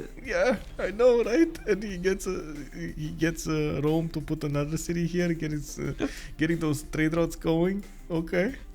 Well, maybe it's not the best trade routes that you could have in a game, but it's still good. It's still good. Man, that is just how to say shameless.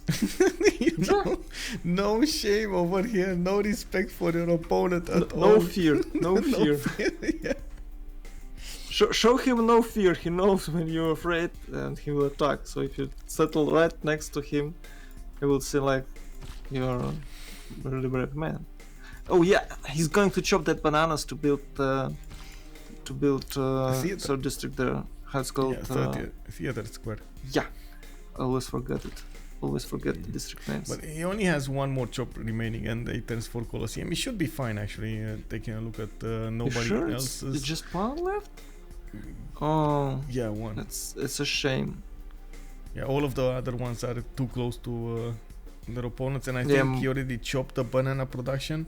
This is the food remaining. Well, I think he's gonna improve some tiles, and it's not 7 turns, but some about like 4 turns with the chops, maybe even 3. Yep. That Yeah. could be a thing. I think that you should chop only for Coliseum. It doesn't really need to chop for Arena. If you in a shop deficit, because you have a bonus policy card plus 15%, and it's stuck really good with Magnus, because it's True. it's multiplicative bonus. It's not additive. because Magnus improving your chop rate, and the policy card just improving your production, so they are not adding each other, they're multiplied by each other, and it's way more efficient. And then you just chop for arena.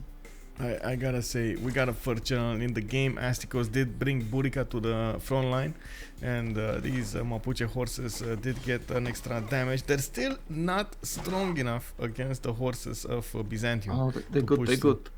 It's like +4, no, it's +3 support bonus, and if you just get closer, he'll get surround bonus. So he actually might push through it, but not. Oh, it's just without. Okay, this horse is without how it's called, fortified. Okay, yeah, he can't push. Yeah, sorry. you cannot push. Even if like when the horses will get the 45 bonus, that's game over. I do see an encampment coming out from Thessalonica in 3 turns, and I do see actually Lege keeps on going towards the seas over there to the southeast, getting more settlers. Not really caring for this. Astikos is gonna try to take on his luck against Thessalonica, and of course Byzantium trying to get a few units to plug that choke, scanning Spearmen out. I am actually quite worried about them. They're definitely not gonna want to allow Byzantium here to have free reign over this land, because otherwise he is gonna tear apart England when he's gonna get to Tagmas. It looks like a free city for Byzantium, you know? He's moving horses on the east. On the Thessalonica, you mean? Yeah, you can see that the horses are moving on the east to that settler of Byzantium, of England. You see the England settler and the horses? Yeah, they're going to. No, I believe they're going to capture it. Oh no, Mongolia spotted that happening. Yeah. And England, yeah, I thought it was unaware. Mapuche, you know, for some period of time. Yeah, England is gonna be unaware of this if Ben is gonna get there. Yeah. Well, we do need to see if Mapuche is going to be successful here. He definitely can take out one of the horses. I guess he's going to need, or I should say Ben is going to need to do something to do the damage against, back on those horses, and get somehow his general. He's putting down the +2 general card in, and from what I can see, he's putting down more encampments. He knows he's gonna be in a war, getting warlords thrown. You know, the best part of Mapuche gameplay that you can erase entire map while you're erased already, and as you can see, he's just building horses more and more, and he knows that later in the game with the Malons he'll be able to push through maybe, or he'll be able to pillage some other members of Byzantium's team. Yeah, well, I guess Astikos did focus his army to the north over here, and Byzantium is plugging all of the chokes against him. This is gonna be much earlier than Malon Raiders, and I guess if you do want somebody to defend here, it is gonna be Byzantium. We're gonna need to see. Now, I also want to point something else out. Usually it's a good thing to attack into Crusader nations because they don't get the Crusade on the defense, but if you do get a city, they are gonna get the Crusade on the city that you got if it was converted. So you gotta be careful with how you plan your moves out. Just burn it. Just burn it. Yeah, just burn it. Well, Byzantium here doesn't look like he's moving. Wait, Sheffield just got settled there? Yeah, I think he just saw that horses and decided to not But go. he didn't. Well, you sure? Yeah, I mean he can't. There was a 2-2 here. That's Yeah, but he sees for 3 tiles. No, maybe he did. no. We can. Okay, it's can't turn see. 39. We can check it later. We can download turn 39 and check his vision. Sure, but you can't see. Now you can see with the city, but you shouldn't. No, he scout, I see guess. it with a scout. With the scout, yeah. But if he had no unit over here, he couldn't. Whatever. I guess he just settled it. It's his. Maybe that GodGamer was the stance. plan all along. That was the plan all along. Yeah, maybe it was to have a better to have a to ensure that none of the Byzantium city will be settled there. Yep. Okay, so really quick, let's see what's going on here. We got Greece with 4 cities getting his 5th and 6th, and I do see him managing to defend against Arabia. He did put encampments down and got his Acropolises. He is also on 39 culture with only 11 science. Definitely needs to plug in Pingala. He's gonna do it in Knossos. We got him also building audience chamber. In the north, yes. Continue. I'm not sure what they are going for a Moksha as Greece. Is he going for Moksha as Greece? Yeah. I'm not sure why do you need this. Just don't get it. Maybe they want to rush something quite fast, or boost it for his allies, especially for once again, Greece has a problem when you can't build district in your new city because you have like 20 civics open it, so your district is so expensive. So why do you rush in culture? For Ben. Yeah, I just don't know. Okay, maybe. Well, they're pro players. Maybe we might ask them, so they can explain it. Because I just don't understand it. So yeah, let's continue. We're talking about Arabia. We got Arabia, 4 cities right now getting his madrasas in his cities. Does have 20 science, 24 culture, already starting to lose gold here. But I gotta say the same about Ben. Although Ben is, he did finish that Warlord's Throne, so now he's gonna be a bit better when it comes to his gold generation. We got Templars coming out from Jack, and I do believe he's gonna get that extra food. He's also gonna need to settle a lot more cities to have a chance, have a better game in the mid to late part. He's on 43 faith a turn with 50 production. Not bad, I gotta say. I believe he's suzerain at some city-states, because 43 is quite a lot. No? No okay, then he'll get even more. Yeah. Well, I guess you don't need to be suzerain of Nazca, Vatican City, Armagon, Chiguet. Yeah, he just one. Might, Yeah, he has one. Just needs one. Has 2 cities. Yeah, 2 cities. Two cities. It's anyway, it's good because 43 for his holy sites is kinda a lot, because he has like +0 holy sites, Yeah. Oh, we might talk a lot now because we have a disconnect. Yeah, well, we did need a bit of time here to actually go through all of this. Next up, we got Spain coming up with Moksha signed in Barcelona. He did go for Magnus Internals. Audience Chamber coming out next turn with those campuses. He is kind of far away from his nemesis over here, of course, Arabia, or I guess Arabia. Arabia is his only nemesis, right? There's no other civilization going for religion here. We do have him with the cities on the red continent, and he's gonna need to get a few more and start up his missions. Not to mention, from what I can see, of course, he's putting settlers into production. He of course should keep an eye on a Mapuche, because Mapuche will rage with Malans. Whatever you do, he'll do it. And I believe they're enemies, yes? Yeah. Well, Astikos just decided not to do that. He's focusing all of his efforts on Byzantium. I gotta say, this happened in the semifinals. As far as I remember, that is how they took out Byzantium in the Barking Gang. They took out Barking Gang in the second one. I don't know exactly who was playing Byzantium, but for some reason he died to horses from Kublai, China, which is not something that you how often do you see that, Byzantium dying to Kublai, China? Never. Yeah, exactly. So he did it, and I'm thinking Astikos wanted to do the same thing to Ben was just ready for it. Well, if there is no units to defend the cities, they are capturing quite easier. Maybe that Byzantium was too greedy and just didn't build any units, because it's Kublai, China. What is he gonna do? Raid maybe the horses. And Kublai like, yes, and raided him and destroyed his. I just can see it, like on a council. Basil, we have Kublai Khan China next to us. Is he going to raid us? No, no, never. It's Kublai China. Come on, we're completely safe. Well, it appears he wasn't. I'm pretty sure he was thinking, "Oh, I'm gonna kill China." Yeah, yeah.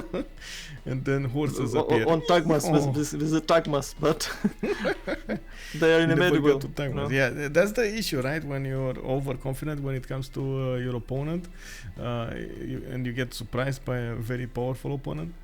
Well, I do want to see what's going to happen. It wouldn't be the first time that Astikos did this. Malm also fell to that Kublai China, because honestly, like you said, whenever you see China, Kublai China especially, you don't think actually armies, you think sim. You know, it's like you're not expecting that army, but then bam, he comes against you. You know. Sure, I'm not sure. Is Astikos an old school player? Was he played since no. the very beginning? No, he is actually with the community, I believe, for a year or a year and a half, and he learned the game quite fast. I gotta say, quite fast. Yeah, well, I have to say now it's way easier to do because we have how's it called? Mod So many for, streams, so much support, yeah. so many players to ask. Yeah, I agree. The biggest decision is spectator mod, because Yeah. you know you can't make any tournaments, you can't do anything stuff like we do here and like we see here without spectators. Come on, guys. And this leads to a very high level of players nowadays, because when Civ just came out, there was not much content in the game, but and everyone was just horse rushing. The game was like horse rush once again and again, and it was quite boring. But now we have a lot of things to do in the game, and that I'm asking that question. I'm asking that question because old players, they are pretty confident in that horse warfare, because they did it a lot, and I was asking because I thought maybe Astikos did that a lot, but well, he didn't, but he's still confident with that moves. No, I gotta say it's something else about the old players, and I guess it's a bit of a difference between them and the new players. They do have a lot more experience adapting to the land they have versus the players that didn't go through all of the problems that we ended up with, not using BBG, using then the early versions of BBS, I mean, and all of that.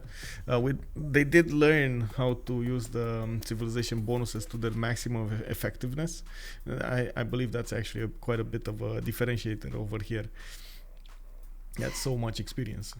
Yeah, usually I have a land of suffering in vanilla, like 2-0 tiles, 2-0 green tiles, 3-2-1 heals, and you have 5 pop city with 10 production, and like, oh great, it's a good start for me. I can get a 5th city by turn 60. It's cool. Yeah, and it's an online speed, guys. So it's really hilarious how map generating in vanilla game.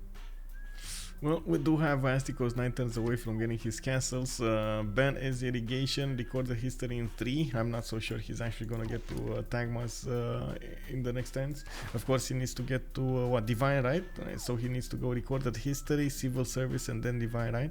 Did somebody boost actually recorded history for him? I believe so. I think it's boosted, but I'm not sure. Does he have defensive tactics already? Maybe he needs defensive tactics too. That's a good question. I don't know. I didn't see him going for it, but yeah, that's gonna be an interesting one. He does have, let's see, 18 culture right now. It's actually quite weak. He did go for Pingala in Thessalonica, Moksha in the capital. He's building temples. Well, I guess with the new shrines coming up from the new holy sites, and of course the temple in the capital, he's gonna get more culture. So maybe this is gonna be faster than we think. Maybe he's also gonna get to use some builders to chop these much faster. I'm actually extremely curious how Mongolia is going to play this out. Looks like he is kind of trapped over here. He's getting more cities, he's getting more trade routes. He's also probably going to need internals for the rest of the game while he is plugging the chokes to the south. GodGamer carrier on Rome did finish Colosseum in the capital city, and we do see him putting down quite a few good campuses here already on 45 culture, 17 science. I gotta say, at the moment, it doesn't feel like the goal difference between them is that bad. But I guess we do see a JackTheRipper -11, so it's definitely dragging them down. Well, the goal difference is not that big because Spain is going for Magnus internals. Yeah. For this game, when he get his cities built, he just switched the traders, and we'll see the goal difference. Yep. Yeah, if only Greece is gonna settle a city here on the tobacco tile to get a Reina city in with all of the Spanish cities. They could trade cap to cap. Oh yeah. Well, I believe he can trade with Mapuche. Oh no, it's his enemy. Sorry, yeah, it's his enemy. Yeah, he really needs to trade with the Greece. For now, I'd say Byzantium in a really bad position. Of course, Mapuche is irrelevant already, and they want to erase Byzantium, I guess. So they think that England will be good later in the game if they are able to prevent this massive Byzantium push against her. And Mapuche is doing what Mapuche do the best, just rallying everyone, including himself. And that's it. Well, you say rallying him, but look at that. He's 35 science, 28 culture. He's not that irrel, bro. Come on, he has only 3 cities. Yeah, sure. Turn 42. Well, he's not. Wait. Let's actually take a look at that word over there. What does irrelevant mean? Right? He's not impacting the game whatsoever. But he is. Yeah. He is very relevant right now. He's keeping an enemy in check and could definitely affect another one just with his presence over here. Yeah, that is what Mapuche do. Yeah, just so making horses and upgrading them. And pillage everything to upgrade even more horses, even more melons. Sometimes he share the money, but not always. Well, we're gonna need to see. We do have 2 players over here, JackTheRipper and Astikos on negative gold, and Lege with Rome are definitely trying to keep as much gold on their side, getting those trade routes going, the markets going, and I do see the merchants are of course accumulated on Rome, the merchant points. We did have also Hypatia recruited by Mapuche. Rome got Zankian. Looks like we do have 2 generals, I believe, actually, for Mapuche. Let me see. Yeah, we do have, and 1 for Byzantium. Well, I guess this is the moment that Byzantium did equal out the damage, and this is, even that's with the weird. +5, Mapuche is not gonna attack on him. That is, yeah. Turn 43, first writer for Gorgo. Isn't he has?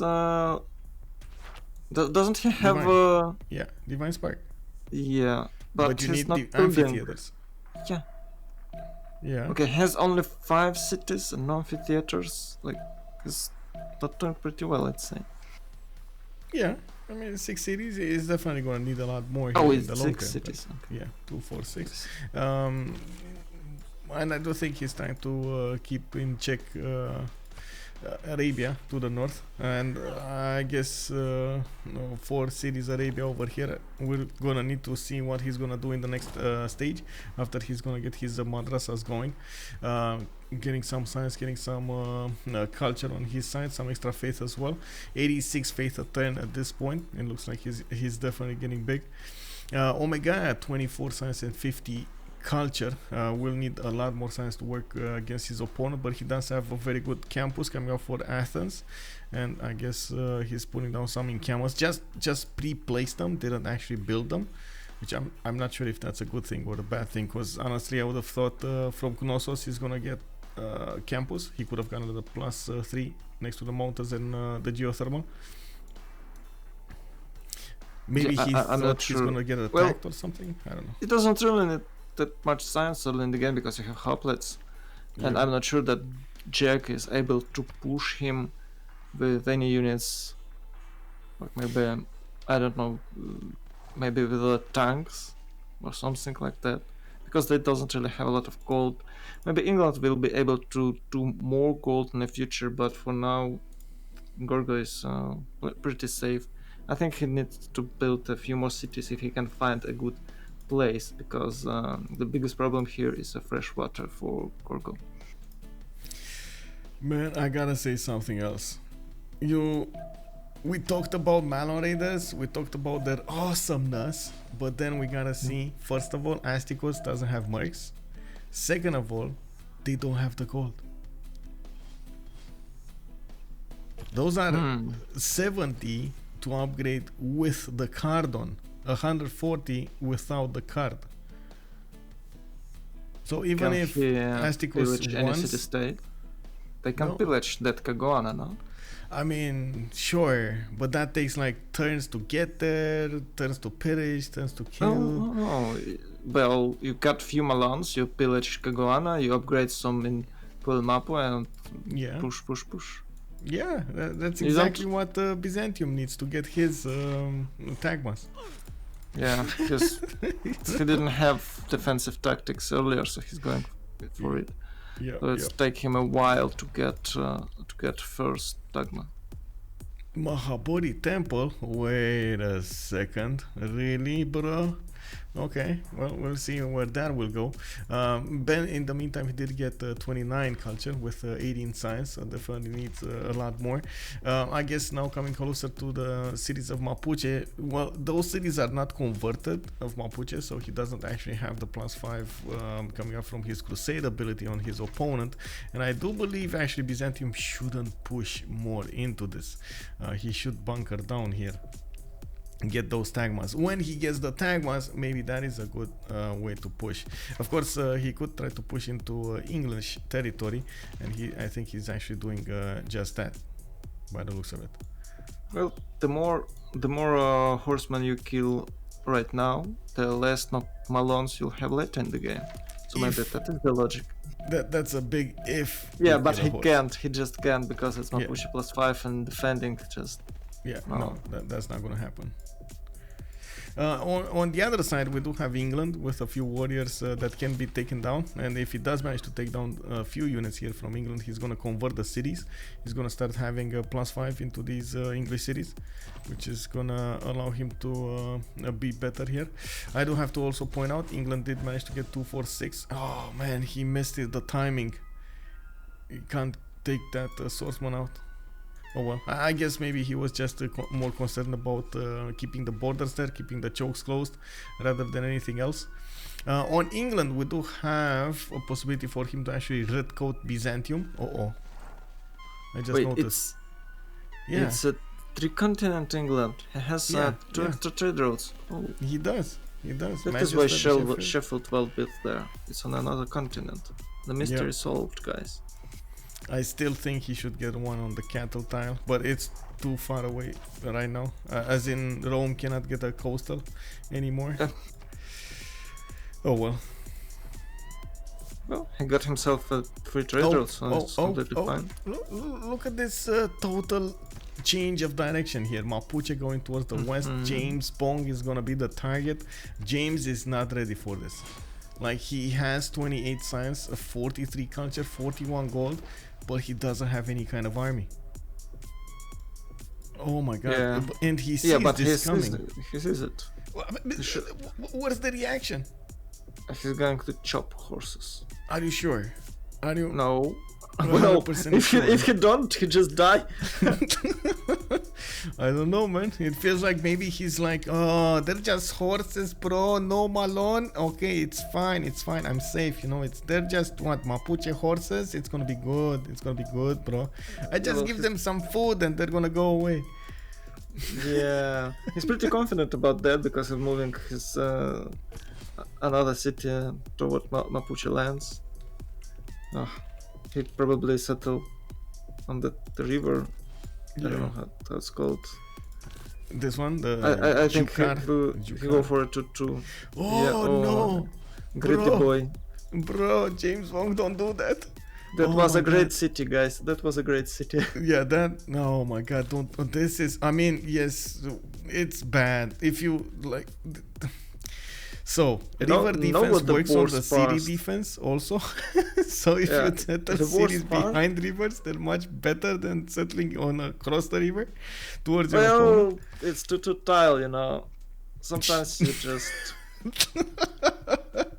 It's like I don't know who's playing. Who's playing Spain? Oh, it's Spain? GGG. JamesBong. Yeah. No, it's JamesBong. Oh, JamesBong. Yeah, GGG is Kublai Chen. You know, some new players like making a really weird city placement, and they're like, well, what could I do? You always have to settle to tile. Maybe that is the reason why he's going there.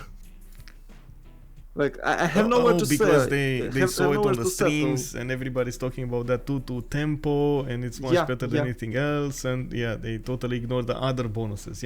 That's exactly what I was saying earlier with the experience these players have, like playing for a long time. They got to go through a lot of wars, and because they did that, they did figure out, but look at that, I do get like a +2 from that and another +5 from that and another +3 from that, and I can use this, and the mountain is there, and I can see a hill over there that allows me to do a dunk shot over there, and so on and so forth, like all of those little details. Yep. Oh my God, he's actually doing it. Facebook. Oh my God, the worst part here that he might promote few Malones there. Oh my God. Oh no, why?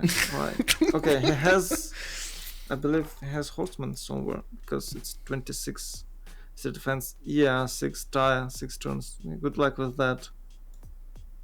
I think he's just gonna to kill that city. They have +10. It's +10 horses, guys. It's 4 hits. Well, it's 4 hits to get 26 defense city with Malan horses. With the Mapuche horses in general. Why do I feel like they're gonna buy him a horse here? Well, because they have no other choice. Yeah. Well, in the meantime, I see Jack did manage to get 300 gold. Maybe he did. Yeah. He chopped the mace tiles. 1, 2, 3 mace tiles. He got them. Okay. 4 mace tiles. Okay. Yeah, nice. So he got all the gold necessary for Mapuche. He just sent it, and the Mapuche only has a few horses on Puel Mapu and a lot more on Engulu Mapu. Definitely, this is an attacking force on Spain. They just figured out what's the weakest link over here. Damn, that Sevilla placement is such a bad idea. He could place it on that wheat tile. It could be really safe. They couldn't surround it. It's really hard to surround because of the mountains. Yeah, they decided to get him what? A swordsman. Yeah, he got a Do you have the stack? I believe he just skip it. What? Yeah, 1 turn to go. Okay. It's fine. So, but he might get 2 hits. First Malone, second Malone. Yeah. Oh no, guys! He's upgrading all of them. This is it. I think he's upgrading without mercs. Yeah, there we go. He's 3 times away from mercs. If he's able to get Sevilla. Oh my God! Wait a second. Look at the gold situation here on Ulis. Yeah, that's not that good. Yeah. So one of the good things I gotta say on Spain, he doesn't have any improvement. Like that. It's next level gaming. Exactly. Like what is Mapuche gonna pillage? What is his return on investment if he doesn't have anything to pillage, right? Yep. Good thinking. I believe he just might unimproved his improved tiles, so draw Mapuche even more. I also gotta say we got a bit of an issue here since Mapuche did upgrade all of those without mercenaries. He spent all of the gold, so there's not gonna be an attack force from Puel Mapu to defend England, and England is getting pushed right now. You see, Ben did realize this is happening, so he started pushing the city of Sheffield. If the city of Sheffield gets surrounded, and of course it's actually quite easy, relatively easy to surround it, we will see that crusade ability activate when these horses go inside of the borders, and these guys will fall quite fast here. Liege is 65 science and 31 culture, so I do believe he's actually going for men at arms, and he's going to try to defend with them. Looks like it. Looks like it. But it's still like 2 or 3 turns to go. Yeah. And they spent a lot of gold for Mapuche upgrade, which is not going to, you know, pay themselves pretty soon. Oh, they did it before mercenaries. Yeah, that's what I said. Man, are you not hearing me, bro? No. Well, you told me that he doesn't have mercenaries, but I thought maybe he got it and upgrade. Or His maybe I horses. was mistaking or something. I hope. I hope. Well, these melons are gonna eat in Seville tonight. Yeah. Oh, 2 what? He's bringing 2 generals there. Yep. It looks like he's going to teleport one of these generals back to the right flank, to the eastern front. And James After he Bond captures bringing Sevilla. another city here. Yeah. Man, Well- this is not a good time to build horses. Yeah, why do he even want to settle there? Well, he has pretty good places on the other continent. Oh, okay, I see what's happening. Encampment training projects coming out. Is he gonna get one? Oh, no, he's not. He's so far away. Oh my god, next one is Ethelfled, and it's gonna need 75 points, and he's just on 1 point a turn. That's so far away. It looks like, well, Mapuche will do it again. Running on time up, classic. Yeah. Oh. Well, we gotta see. We gotta see. It looks like how do you call it? Byzantium over here. He's actually gonna wait for his Tagmas. Doesn't want to attack right now. We got a few horses coming out from the east, from Mongolia. Maybe they want to go into Hull, and take that out. Yeah, they actually might try to do it because there's 3 horses there. And I believe Byzantium just retreated because of Malons. You can see that 3 Mapuche horses on England territory, so it might be promoted. Yeah, but force him to upgrade. That's the whole point, right? And also, I gotta say, how Mapuche did manage to get 3 generals. How was he? Oh my god, you said it. Like, he totally sacrificed himself here. He chopped everything, as you can see. No tiles here. No, nothing left. If they do manage to defend this, oh no, well, that city's dead. Yeah. Well, you know, this is one of the reasons you don't settle across the river. You know? This is one of the reasons why you ban Mapuche. Or ban Mapuche, in the meantime. It's that easy, guys. Just ban it. Okay, he's going for knights, but knights actually pretty slow because I believe Malone have 6 movement points. Maybe 5 without generals. Well, yeah, but if he does manage to keep them in the chokes, it's fine. He just has 2 chokes, right? He needs to be careful with. I don't know. Yeah, he needs to be careful with this sword. Looks like he's not. Oh my god, 66 against the 46 swords.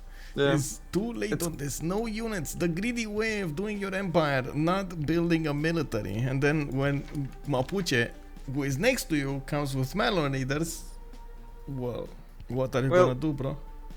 Even if it not next to you, even if it in a half of a map, even if he needs to travel half a map, he'll get to you. Well, good Mapuche will. He's gonna get you, bro. You know, somewhere they are there. You know, they're like aliens. They are somewhere on the map, and they will pop out of nowhere and pillage your entire city in a few turns. It's disaster. You should just ban it. Oh, it's so hard to play against it. And by the way, that few horsemen on the English territory, they will be upgraded to MLR, so we'll pay a visit to China. Oh, Which- first city of England is gonna go down. Yeah. We do have the city of Hull getting under siege here, and it looks like it is gonna be a Mongolian city or razed to the ground. I think it's gonna be razed to the ground actually. Yep, sure. It should. Is it? It should Is be. it? Mapuche just pillaged one of those tiles because why not? There was a mine there. Mapuche also has full loyalty in the city of Seville. Again, it's quite far away from Spain. I don't even know why he went for the city of Seville, though. He has cities in the south. Yeah, west, I like, was surprised that too. there's like no reason for this city to be here. Anyway, I guess he made his choice. We're gonna find out maybe after the game what JamesBong was thinking. Maybe he was planning something in the later stages of the game with maybe a counterattack on Mapuche over there. Well, it looks like Mapuche figured him out and did the attack, the counter attack, you know. What? Spain is going to counterattack Mapuche? Well, Later on, if Mapuche was on the side, keep fighting Byzantium, there was a chance for cuirassiers to go against, or even tanks to go against yeah, Mapuche there from the is west. always a chance to do this, but I don't think that Mapuche, well, the civilization which will fight only for against a single civ. Oh wait, bro. They're always- JamesBong, Okay. Yeah. he just bought. I mean, I understand why he bought it, but that swordsman is not gonna heal. It's actually gonna die next turn. Yeah, that's a bad idea. Money well spent, guys. Money well spent. We maybe should check. Maybe there is somewhere on the map some lonely Malons are traveling toward, I don't know, toward some other civs. No. Nope. No. They need to go through Byzantium first. Byzantium that is getting, by the way, hippodromes, and I do see Mahabodhi temple coming out of his. He's 1 turn away from getting divine right, so he is gonna get his tagma soon enough. Sheffield is being put under siege. Walls are coming up probably next turn. I do see 2 builders ready to chop, and I'm pretty sure Byzantium here is gonna have an issue. I do think also tagmas are gonna go through walls quite easily. They Yeah. don't have that ability to take down the walls, do full damage. Yeah, it doesn't really matter. He just need to get the religion there, and he's already did it. Yeah. So walls won't help you at all. Yeah. Also, I gotta say, there's a party in Lege's territory. We got so many units here from so many civs. Yeah, bro. Well, Party. the same like in London. Same thing in London, you know. Yeah. Well, I heard about it. Maybe not, but It's the jazz, the snake jazz coming out over here from London. Okay, well, Mapuche got in. Man, Oh, you know, this is no. one of Well, those moments hide when your you children, say guys. you had one job. Defend the choke. There's a one-tile choke, bro. Just follow the train, CJ. You could just set a city over there if you want to. If he placed that city there, I think that it will I be mean, he pretty couldn't nice. because of Seville. Yeah, I don't know. Yeah, well, instead of Seville, if he could settle Seville on that map. Okay, Yeah. I just don't understand that Seville city. Maybe it has some bigger purpose than just to give a boost for Maybe Mapuche. let's see. Maybe let's ask the stream opinion over here. Why did the city of Seville got settled? Why was this on the map? Why did he do this? We might find an answer. Okay, first missions are coming. You might check Salamanca. Oh Yeah? yeah, it's even more than it's not the first one. Oh, it's so beautiful tiles, guys. So nice. Well, we got 2 answers, by the way. First, Seville is a perfect 4 tiles away. Yeah, sure. And the second is it has a 2-2 base. Well, you can't argue with that. You can't I know, argue with right? And the third one is just balls. Okay, I mean, Okay. I mean, what can I say? In the face of Mapuche, you gotta need some stones. Yeah, you gotta need some stones. Well, I think he should ignore Toledo. Okay. Well, Started that's a dead city also. Is he just casually taking out all of the cities of Spain here, and we'll see this in slow motion? I think we are, right? No, I think he'll get hit a knight and oh, he already hit one. Oh yeah, Toledo is dead. So Yeah, Toledo's dead, very dead. Madrid getting 2 turns for a night. I do see there are more builders available to chop, and I guess this builder is kind of too far in the face of that Malo Raider. Might actually die next turn. It might be taken over. More knights. Man, this is. Like I was saying, like how can you be fooled by Mapuche? Man. well, maybe they was that sure that he's going to fight against Byzantium and try game. Yeah. They was not ready that he actually switch for another target. Yeah. But come on, it's Mapuche. He always do this. Well, I gotta say, on Byzantium side, we do have hippodromes coming up from Thessalonica. I do see crossbows also coming out of his cities, and 2 turns for Mahabori Temple. He did get the first one. I think the first hippodrome did get built here, or didn't it? Oh no, it's still under construction. Sure. Okay. Maybe he just delaying it to get Tagma, because he's got tech necessary. Tagmas. Oh yeah, he does. He does have monarchy. Should be fine. Okay, it's good. I also am surprised about Sheffield's walls going down so fast. I was expecting them to go down when, of course, he's gonna reach Tagmas, or the Tagmas will get there. But it looks like just the horses were enough to keep on attacking that city. Yeah, I'm surprised too. Well, yeah. Just like +1 is saying here in the chat, every game it seems a Mapuche neighbor gets completely caught off guard by Mapuche horses. That is so true, bro. That is unbelievably true. And look at the knights. The knights are 60 against Malo Raiders 68. You know, let's check out. We got one more turn until the next turn. Yeah, we got one more turn until the next turn. I don't know. Let's see. It's Mapuche not gonna be in a golden. It's 52-58. Lege not gonna get a golden one. I guess maybe this is the last cry that he's gonna get. And a builder just got taken out. Oh, that was a +5 builder, by the way. Okay, Jack is 56-56. He's gonna get his second golden, and it looks like Rome did manage to get it. JGJ 5 points away from getting a golden. JamesBong 50 out of 49 points. He's getting a golden. Omegaia not getting one. Ben getting one. Wait, 41? What is going on? Ben is not getting a golden.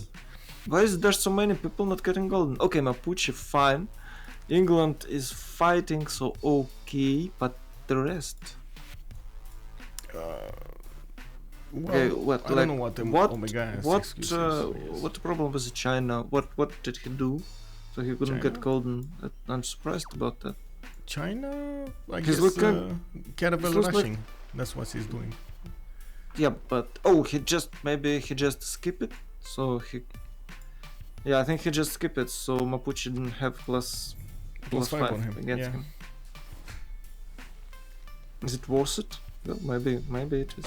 I don't know, for defending against 4 Malo Raiders, I guess. He doesn't really have a big army here, and he's trying to delay getting the caravels. I do see him building more galleys here to go against England. Well, and I do have to say, England doesn't look ready for this at all. Even if he does have cartography and mercs, the gold generation is just not there. Like if... but I gotta say again, where is the gold on CivJoe? They don't have that much gold either. So it's too many units on the map, and I have to say that England might get gold from Malans. Okay, finally, Tagmas coming out. They're stronger than the Malo Raiders. Okay, there we go. Now we're talking. Definitely they're gonna smash through the English cities. Of course, England is gonna get extra points of strength from upgrading his cannibals. He's probably gonna need to wait for mercs though. I'm pretty sure. If he didn't he get it? I think he got it. Cartography Yeah, I and think he mercs. got it. Yeah. Okay. Just needs to plug in the card. Is this Pikachu face paint? Let's see. Yeah, it looks like. Yeah. I think his Government Plaza is just dead. Free culture? No, I mean, I think the iron tile is much juicier here, honestly. Why is he building Well, libraries? He can pillage everything. He has 7 movements, so it's like 1, 2, 3, 4. He needs only 4 to pillage both of the style completely. Yeah. Why is he building libraries? Well, Maybe I don't know. He wants Mapuche to get the benefits from those libraries? I don't know. This is so... Hypatia is for Mapuche, I believe. Yeah. It is? So I don't know what is going on here, guys. I just don't know.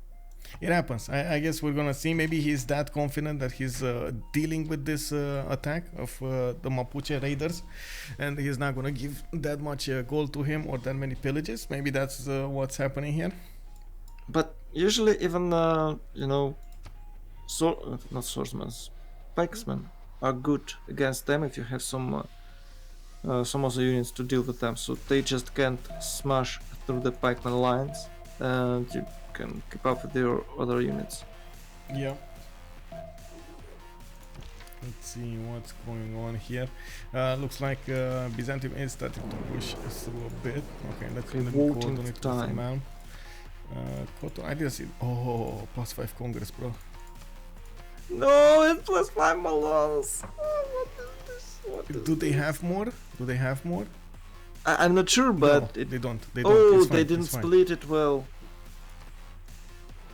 Wait, am I first in the... Yeah, okay. CivJoe didn't split it well. Oh, it's split. Where is it? We got Cotton, Recon, me.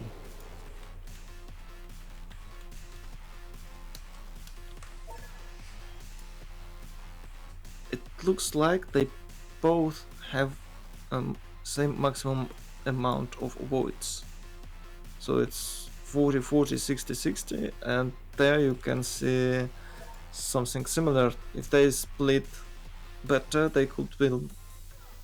CivJoe could win a single vote.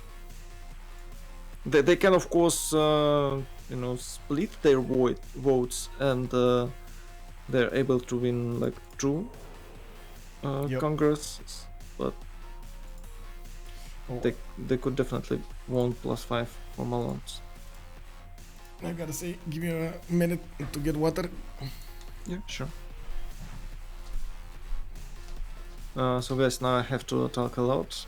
I'm not like I'm in the mood. So what we can see here, that Byzantium is super ready for that Malon aggression.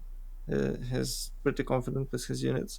He's getting some Tagmas, and he might push that Mapuche, that Mapu city.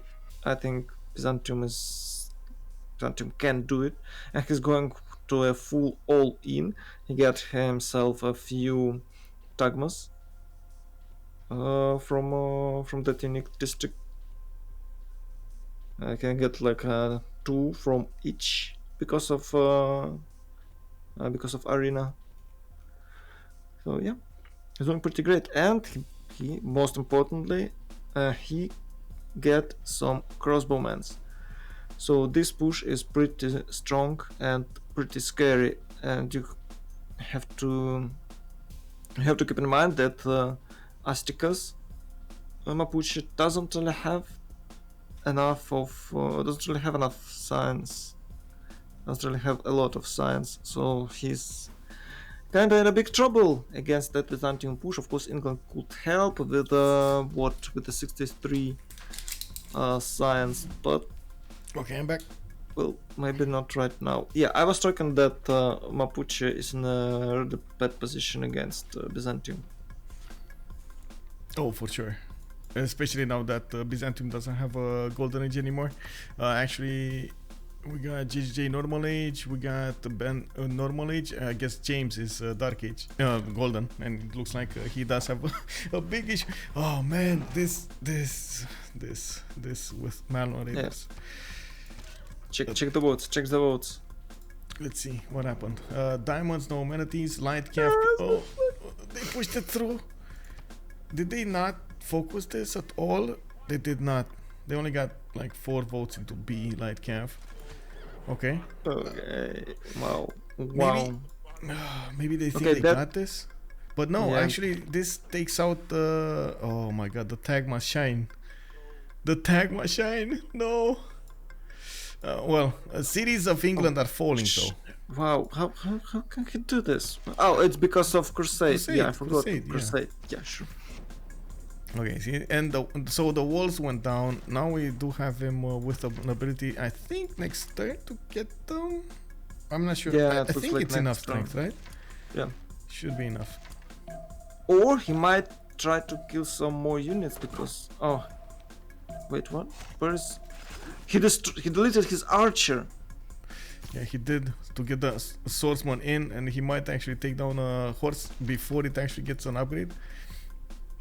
Let's see the promotions. No, he attacked with it. It's side attack, suicide attack. Yeah. Classic. I mean, I guess that was the best that he could have done there, the fastest.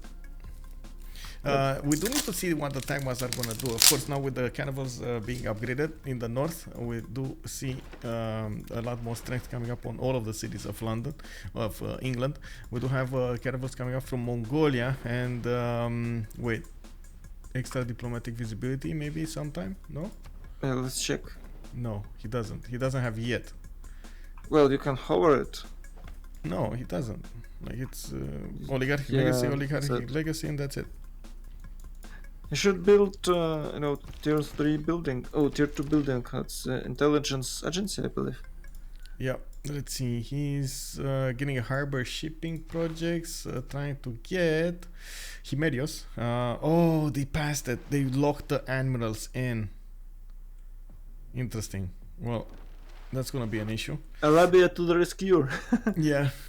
We do have Arabia trying to get more cities. Grandmaster Chapel getting some Mamluks, getting more cities out. Looks like also to the south, Gorgo is definitely getting... Oh my god, look at this explosion. Man, he was just 50 cultured a few turns ago. What happened? How did he get 161 cultured so fast? He just got some books. Omegaia, big braining this. We do have foreign ministry coming up from Sparta, getting campuses from some of the cities for that extra science. Of course, next to Athens, he's going to have amazing ones. And it looks like at the moment, he is going to have a big problem with the science keeping up with Jack. But that's how it is, right, with Arabia. I'm actually curious if Jack is going to try to do something here. The gold is just not on them. Now it's actually with Ulis rather than with CivJoe. CivJoe just doesn't have any more gold per turn.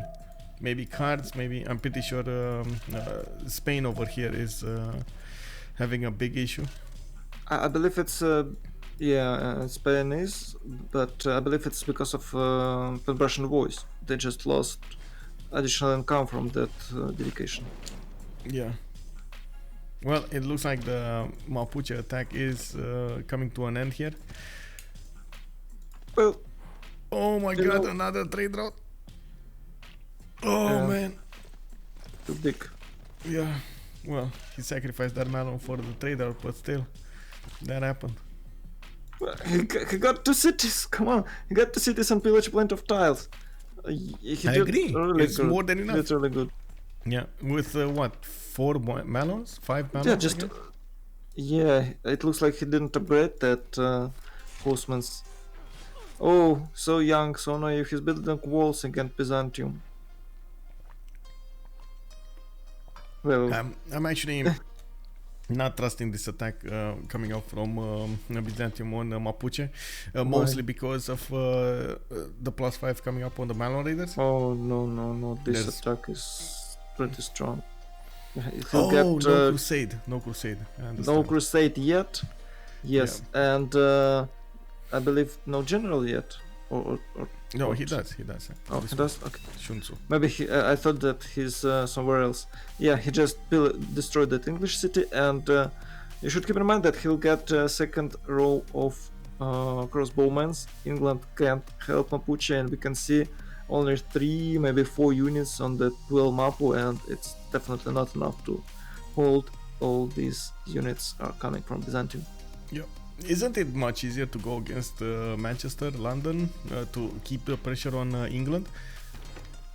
He can do everything he wants now. He's in all in. Everything So- he wants. You heard it here first. Everything he wants. This is Byzantium going against his opponents now. He's a Roman emperor, you know. So, what can you say? You can't say no to the Roman emperor because he's gonna kill you. What Well, does Basil we'll do? see. Yeah, well, Basil does what Basil does. Well, I gotta say, we got another city here from Mapuche. In the yield stamp, we do have Mapuche on 56 cents, 29 culture. A lot of gold coming out from GodGamer from Rome. And we do need to see when Omegaia and JamesBong is gonna get a gold income. Unfortunately, or are gonna get a gold income. Unfortunately, of course, Greece is not really well known for getting the gold generation. And I don't see it this time doing it. Well, No actually, it commercials depends on at your all. build order. You know, you can go Acropolis trade routes and you'll get plenty of gold. Yeah. But it looks like he's just playing something different. Is Spain gonna couple his? Yeah, he started coupling his. Oh my God! Look at the Mano Raider in the trade route, bro. Surprise! He's literally sitting on the on that road waiting for a trader. It doesn't have anything except hoplites. Oh, he's going to have a bad time right now. Oh no! One Mano Raider to rule them all. Okay, 3 turns for the night. Well, I think Yeah, that's well. maybe a bit too late. They are so effective they can pillage your entire country in 3 turns. Yeah. But Oh well. luckily, Greece doesn't have much roads, so it's a sort of delay. Can Milans attack Tagma? That is the question. No.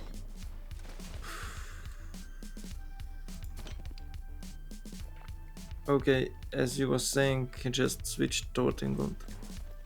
And England just can't go to the caravels and to the top scientific tree and to the bottom of it. So they have to defend. Oh my god, no. Wait, was it? No, it wasn't Tagma, it was... Yeah, it was a horse. Yeah, okay. Well, We got now a I pause have here. to 10 minutes. talk about 10 minutes about Yeah. something. Well, Grandmaster Chapel coming up from Constantinople. I guess we're gonna see Ben use that 76 faith attempt to buy some units at some point. He's trying to get more cities, and I do see there are still Malo Raiders on the map trying to figure out what they're gonna do. The main issue on CivJoe right now is the economy. How are they gonna get that economy going?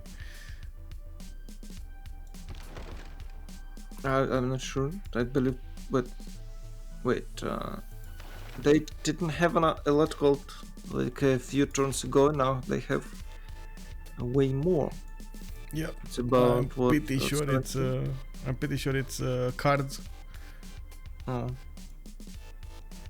But it looks like Ulis have a way better situation right now in terms of gold and maybe even science and culture. I'm not sure. Gorgo is looking pretty great, but Rome is still there. Yeah, Oracle, of course. That's cool. Oh. Here's a pretty cool stack there. Oh, it's three commercial, no, not commercial, how it's called? Three cultural districts around that Coliseum. Oh, Yep. Pretty nice Rome, pretty nice Rome. And Oracle.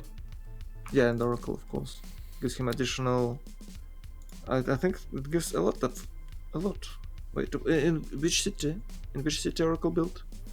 It's a good question. I think Antium, but let's see. It's Yeah. Antium. Yeah, Antium.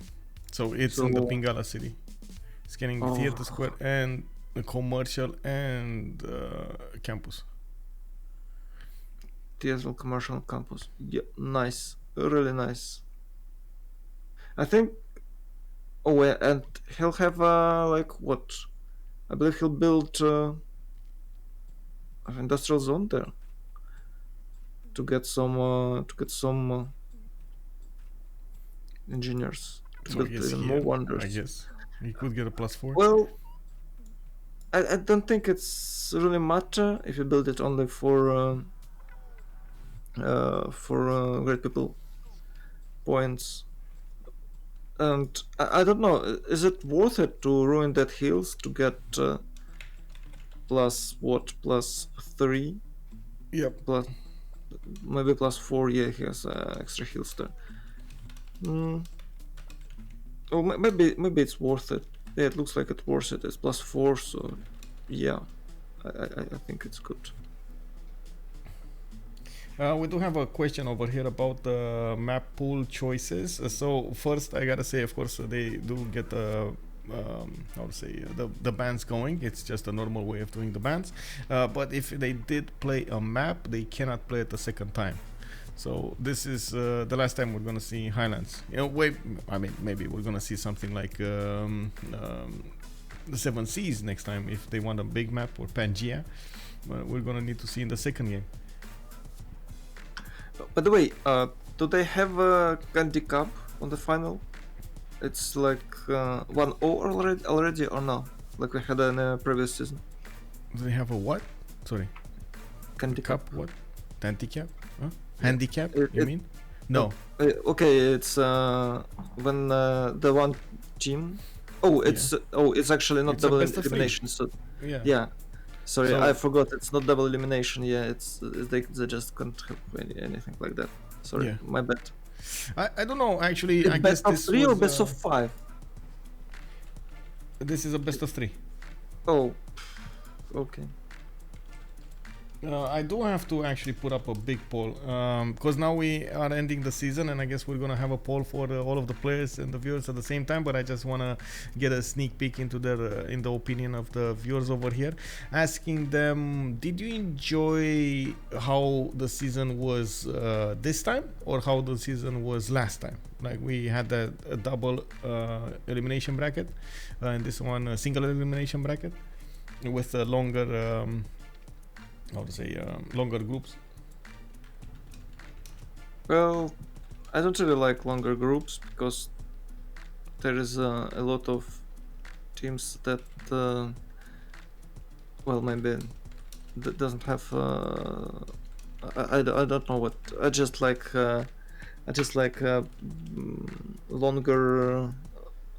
longer final stage, because we had a lot of games, a lot of different games where some teams are way better, where some teams are way better than other, and it's kind of well, I don't really like that. And we had a lot of technical issues. Some teams from Asia get extra games. They had like 6. Previous season they have 4, I believe, something like that. So we have more games where we had a lot of tech problems. I personally don't like to cast games like that. They are sometimes very interesting, but it's too exhausting. Exhausting, yeah. So Yes. exhausting. Yeah, exhausting. Yeah, I just sorry. So I'd say I like previous season better, more. Only thing that was not really good that the finals, I guess.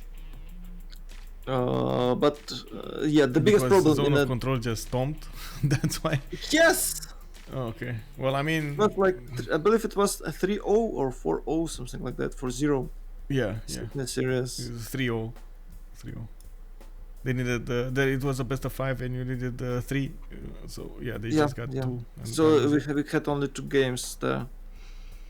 But in the best of we did 3, have we'll have only 2 games. Might have only 2 games here.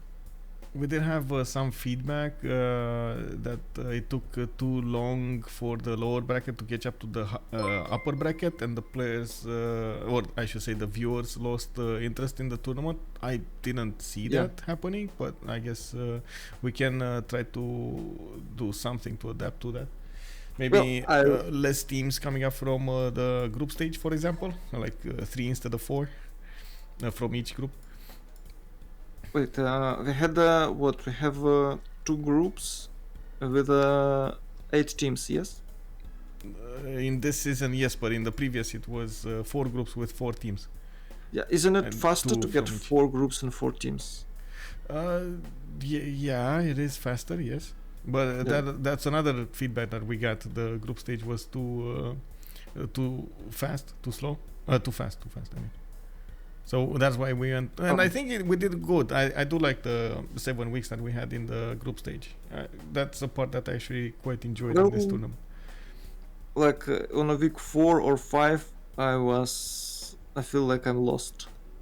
I didn't know what is going on. Maybe it's because of some delayed games, with the technical issues, which when we were playing like week 2 game on a week 4 or even on a week 5, I don't remember, but some similar situation happened. It was I believe it was because of that April Fool's joke that we had in oh my god, mod. yes, oh my god, that actually we had so many issues around that update. Unfortunately, it ruined it week 1, and it either you have to play it somehow, or you have to extend that group stage for additional week to, so all team could find time to play it, and it leads to a really big disaster, because sometimes I casted game and I don't know what game is this, and people asking me, okay, what is this? Is it final already? I say no, it's not final. It's week, and what week? I don't know what week and what is going on around. Yeah, I don't really like that group stage that long, because that's it. Yeah. I told you already. Wait! I gotta make a comment here. Be careful, Proppy. Maybe you're gonna end up with Jessica, the German land. You never know when Task for Fish and Jessica come out over there. You gotta respond, bro. You gotta do it. Also, one quick comment over here about the poll. It looks like we got 10 votes into the season 5. The double elimination was a lot better coming up on the seasons. I don't know. It's like I'm actually quite curious why nobody actually voted into the single elimination. Okay. It's I do feel on a game like Civ, double elimination way more interesting. It gives you more how to say it, more intensity, in my opinion. Because my favorite team is lost, but it's actually not lost. And if something like, I believe we had the Ulis team last season that get to the lower bracket really fast. Yeah, I believe on their first game they go to a lower bracket, and all Ulis fanboys just watch it.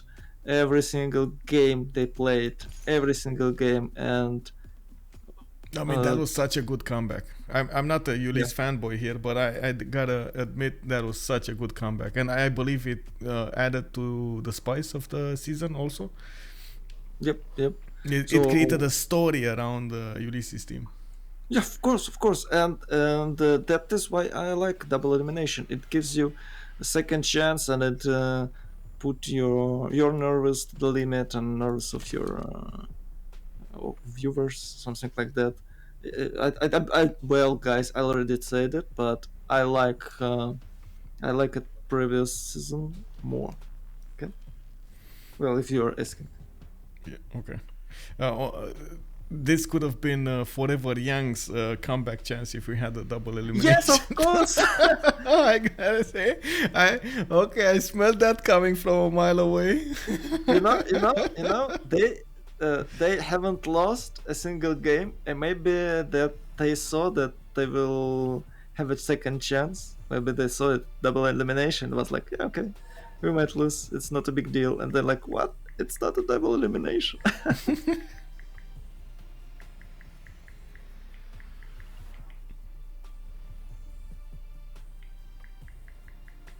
Oh, we're still waiting here. Okay, just a few more minutes, guys. A few more minutes. My fear here that after waiting 15 minutes, we might see a GG in a few minutes. Okay. If Byzantium going to derail England even more, going to take few cities, we might see. Oh my god. I gotta say something. I was looking at Twitter. I got an announcement on my phone that somebody wants to buy a longboard, and I was like, initially I read it as longboat, and I was like, wait, really? You wanna actually buy a longboat somewhere? Well, I'd like to have a longboat, you know. Everybody wants a longboat these days, right? A bit of dark humor, but. It's way cooler to have a funeral in a longboat in a Viking style than a regular funeral. You put what? The Viking style funerals when you someone on a longboat, send it to the middle of the river, and then make a big fire in the middle of a river. No, it's really cool. Okay. It's some sort of dark humor joke. I don't know. Oh, right.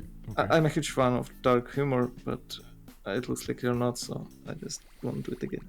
I mean, as much as I remember from the movies, I don't know exactly the culture. Weren't they doing the fires on the shores as well? Not really on the boats. Okay, maybe on the shore, but I mean, anyway, you need a long boat to do this. Oh, you need a longboat to do this. Maybe they shoot an arrow from the longboat because it's moving and it adds more, drama to the scene. You see the arrow just moving through, But I don't know if that actually happens in real life. Yeah, I'm not sure. I think it's way more in the movies.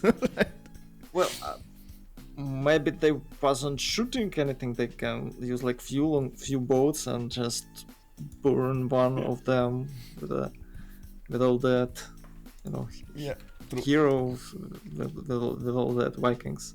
True. I do want to do a quick recap here because we do have some new people joining. Let's see. So we did have from the beginning of the game, we did have 3 prone attack here. I should say 3 players fighting. I don't want to say the other word. It's Byzantium with England and Mapuche. And as you can see over here, we did have Byzantium managing to keep his borders. They did manage to take out 2 of the English cities with the help of Mongolia from the east side. And by the looks of it, Mapuche has turned into a wrecking ball. We don't know exactly why, but Spain totally ignored the threat of those Malo raiders and managed to get pushed over here. Lost 2 cities, Seville and another one to the north of Bilbao. And then of course you do see already the smoking tiles over here, the fires burning in the cities of Spain. We still have some Malo raiders going out and about, as you can see over here, one between Spain and Greece, and I believe we did have a few ones going over here on Mongolia, but I think, I guess they are trying to go for Buenos Aires. Yeah, they are trying to get to Buenos Aires traders. That's what's happening over here, and Astikos is just sniffing that gold out from the game. We do have now an attack with Byzantium Tagmas going against Manchester's unit. I guess Mapuche is also taking over here some, some units with him. And of course on the other side, Arabia is trying to get as big as possible, getting those campus research projects. Oh, we do have Newton next, and I'm pretty sure, there we go, he just got it. He does have a more than decent amount of face generation with 161 face per turn and 150 science. Next to him we do have Omegaia 86 and 188, trying to get more of these settlers on the map and building up his science. Man, now do you think we're gonna have a counterattack on the city of Seville coming up from Spain? Yeah, sure, why not? But well, if you get walls there, it will be a bit hard. harder to get this city. How can he? With what units? With the knights? I'm not sure he can capture it with the knights. Doesn't look like the knights are able to even attack into these man raiders. Look at the man raider strength, bro. Yeah. Those are invincible units right now for those units. Yeah, and can he have 3 of them? Yeah. Oh, what? He's chopping for Another builder. I mean, the Oh, casual okay. chopping builders with other builders. Well, in a frontal sit. Okay, why Yeah. not? why not? Well, it's happening. It's trying to get more commercials, more cities in the meantime, trying to get out of that irrelevant phase. I do have to say, Byzantium at the moment doesn't really have how to say critical number of tagmas. He's going to need a lot more if he wants to push either England or Mapuche, and he's trying to do just that, increasing his crossbow count to push forward. And I do see him getting apostles in the face of Manchester. I guess he really wants to get that +5 on his opponent, not trusting his units to push through the English line. Well, he got the tiles, so I think it's possible that he's just converted Manchester City. I believe England think he can't can attack keep Tagma. Just can't attack. They're too strong. Tagma, yes. Horse, I think no. I think the No, horse they is gonna can't be... attack even horse here. Oh, Okay. many times. Okay, there we go. Yeah, still can't. Yeah, but you know what? I'm actually extremely surprised why we don't see Tagmas through these one-tile chokes. Maybe he thinks that there's units there, but he should see it with the Yeah. spearman. Yeah. I think he wants to concentrate on one direction, because that Tagma is not gonna do anything there. Yeah, I guess so. Well, we do need to see if Mongolia's amazing bolt count is actually going to do any kind of difference here. Of course, there's a 1-tile, 2-tile choke over here north of Birmingham, and we do have English caravans blocking that choke. It doesn't look like Mongolia at the moment can push through that. This is quite dangerous for Mongolia. They spent a lot of gold on him. We do have quadrims coming out of his cities, trying to get intelligence agency for that spy, and you do see the line. Oh, that's so cute! Look at the line of horses defending the trader, man. This is like in the movies. You get like one horse in the front, you get one horse in the middle, one horse in the back, and the trader is saved.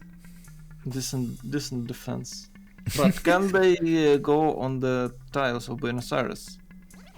Who's controlling that city? That's a good question. Buenos Aires is JamesBong. That is actually Greece. So no, to answer your question. Oh, yeah. Well, nice try, but that trader is pretty dead. Yeah, I mean, even the city center the city of Buenos Aires might be dead when these man raiders get there. Yeah, it's a lot of med kits around Buenos Aires, Yeah. so they can just out-heal any damage they will take. Med kits. You're talking about Med- farms. Okay. No, it's med kits. Med kits. Man, I just saw yesterday Free Guy. Do you know that movie? Free Guy? When he was putting on the glasses and he was getting med kits and just, super getting back his health. No, I think I don't know. Oh, we got a question here. How about Mapuche autoban? Wait, we might actually see that happening, by the way. In the CPL Premier, we got only like a few more votes, and I believe it's gonna get autobanned. Actually, let me double check the votes here. I believe it's a 50 vote threshold, and we have 47 votes already for Mapuche being autobanned. Can I vote for that? Yes, you can. I think everybody can. Who was in the I tournament? thought it's about. So it's in entire CPL league, or No, in the it's just the Premier League? CPL Premier. Just the Premier League. Just the Premier. Yeah, but I'm not participating. How can I vote? League. I'm not in any of team. Well, this is the moment you have to join a team. It's too hard to play competitive. The timer is too low, and the people are playing too well. Yeah. That is the biggest problem. Okay, I can skip some turns. It's not a problem. But people are playing too well. I just can't win. You know. Well, And it's frustrating. what can I say? That's good advertising here. We got very good players. That's nice. That's nice. Also, I'm actually a bit surprised we don't have Byzantium trying to snipe these archers away. This looks like easy pickings for those tagmas, and he can definitely spread that religion of his all around whenever he kills a unit. We do have multiple. Oh, okay. You see the total change up over here? He's moving, but I guess it's a bit too late now, isn't it? Going against the middle. Yeah, well, I'm surprised that he's doing so. He just need to kill some units, even if he's like... Well, maybe he doesn't want to build any more Tagmas and he wants to keep them all alive, but you can't just do this. It's he's getting an insane amount of crossbows here. He doesn't have any more stats. He's on 23 and 42, minus 10 gold a turn, just building crossbows all over the place. He did get his religion finished, by the way, tithe and watts. So I guess he's trying to get some stats, but he just cannot. England in Golden Age? No, normal age. 69 and 41. Well, I gotta say they did manage to erase both of them, right? Astikos and Lege are actually not that impressive in stats anymore. Again, no reaction, bro. Take out the archer. Take it out. You gotta do it. Oh no, too late. Okay. But if he might lose, maybe he's just afraid that he will lose that Tagma. Well, he is two-shotting these units, I gotta say. These courses with the Tagma. So it's not that big of a problem. And also with the crossbows coming out, he's gonna deal more than decent damage. Yeah, he's going to take that campus. I also want to point out, walls are not actually a good stopper against Tagmas. Tagmas, if they are going against the cities that are converted to their religion, they do full damage. So basically walls die very, very quickly. Intel building, let's see on Mongolia. Let's see on Mongolia. Do we have Intel? I think no. Rahendra strength, Intel. Yeah, we do have +6 Intel coming out from Mongolia now. And actually he could keep on or keep starting the attack on... I don't know why I said keep. He can start the attack on the English caravels now with the +6. He has a lot of bows to actually just replenish on the front line, keep on attacking. It's pretty nice. That's why Genghis Khan is better. That is why Genghis Khan is better. With the you can actually do something with the Kublai Khan. You just get stats and that's it. You're playing like a Khmer. You have a lot of stats, but you can't do anything with them. But I don't know about that. Khmer is a big boy. No. Mapuche Malon Reader. Getting inside of the cities of Greece, feasting on the citizens of, oh my god, on the fruits of Athens. Yeah, you shouldn't underestimate the ban, I gotta say. It's just she guys. Well, really quick recap over here. We do have Arabia from the beginning trying to get more stats. We did have Byzantium defending against Mapuche's horses. Now he's going against England and Mapuche at the same time. Mongolia did get a fleet and is the moment going against England. Rome is just free simming away, getting again a lot of stats up. 75 science, 171 culture. Still not as big as Omegaia. Omegaia's free sim is looking like much stronger than Rome, even with Colosseum and Oracle here. I'm not sure what happened here. Maybe the land, maybe Greece happened. I don't know, but it looks like it's a problem. We do have Mapuche Malo Raiders going all over the map. They did take out 2 cities from Spain.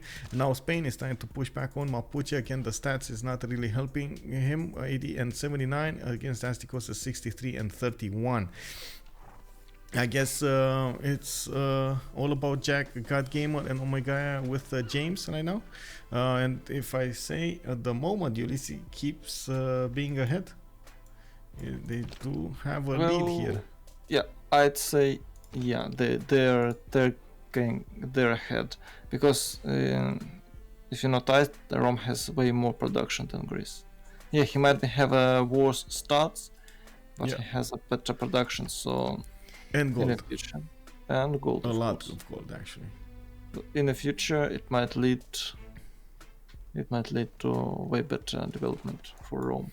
And I think maybe he's just building some extra cities Well, or something like that. Armag is, I should say Arabia is getting a lot of cities out, getting a few Mamluks to defend himself with. We got encampments coming out, a few industrial zones, and by the looks of it, you do see the 2, 4, 6, 8, 10 cities he arrived on.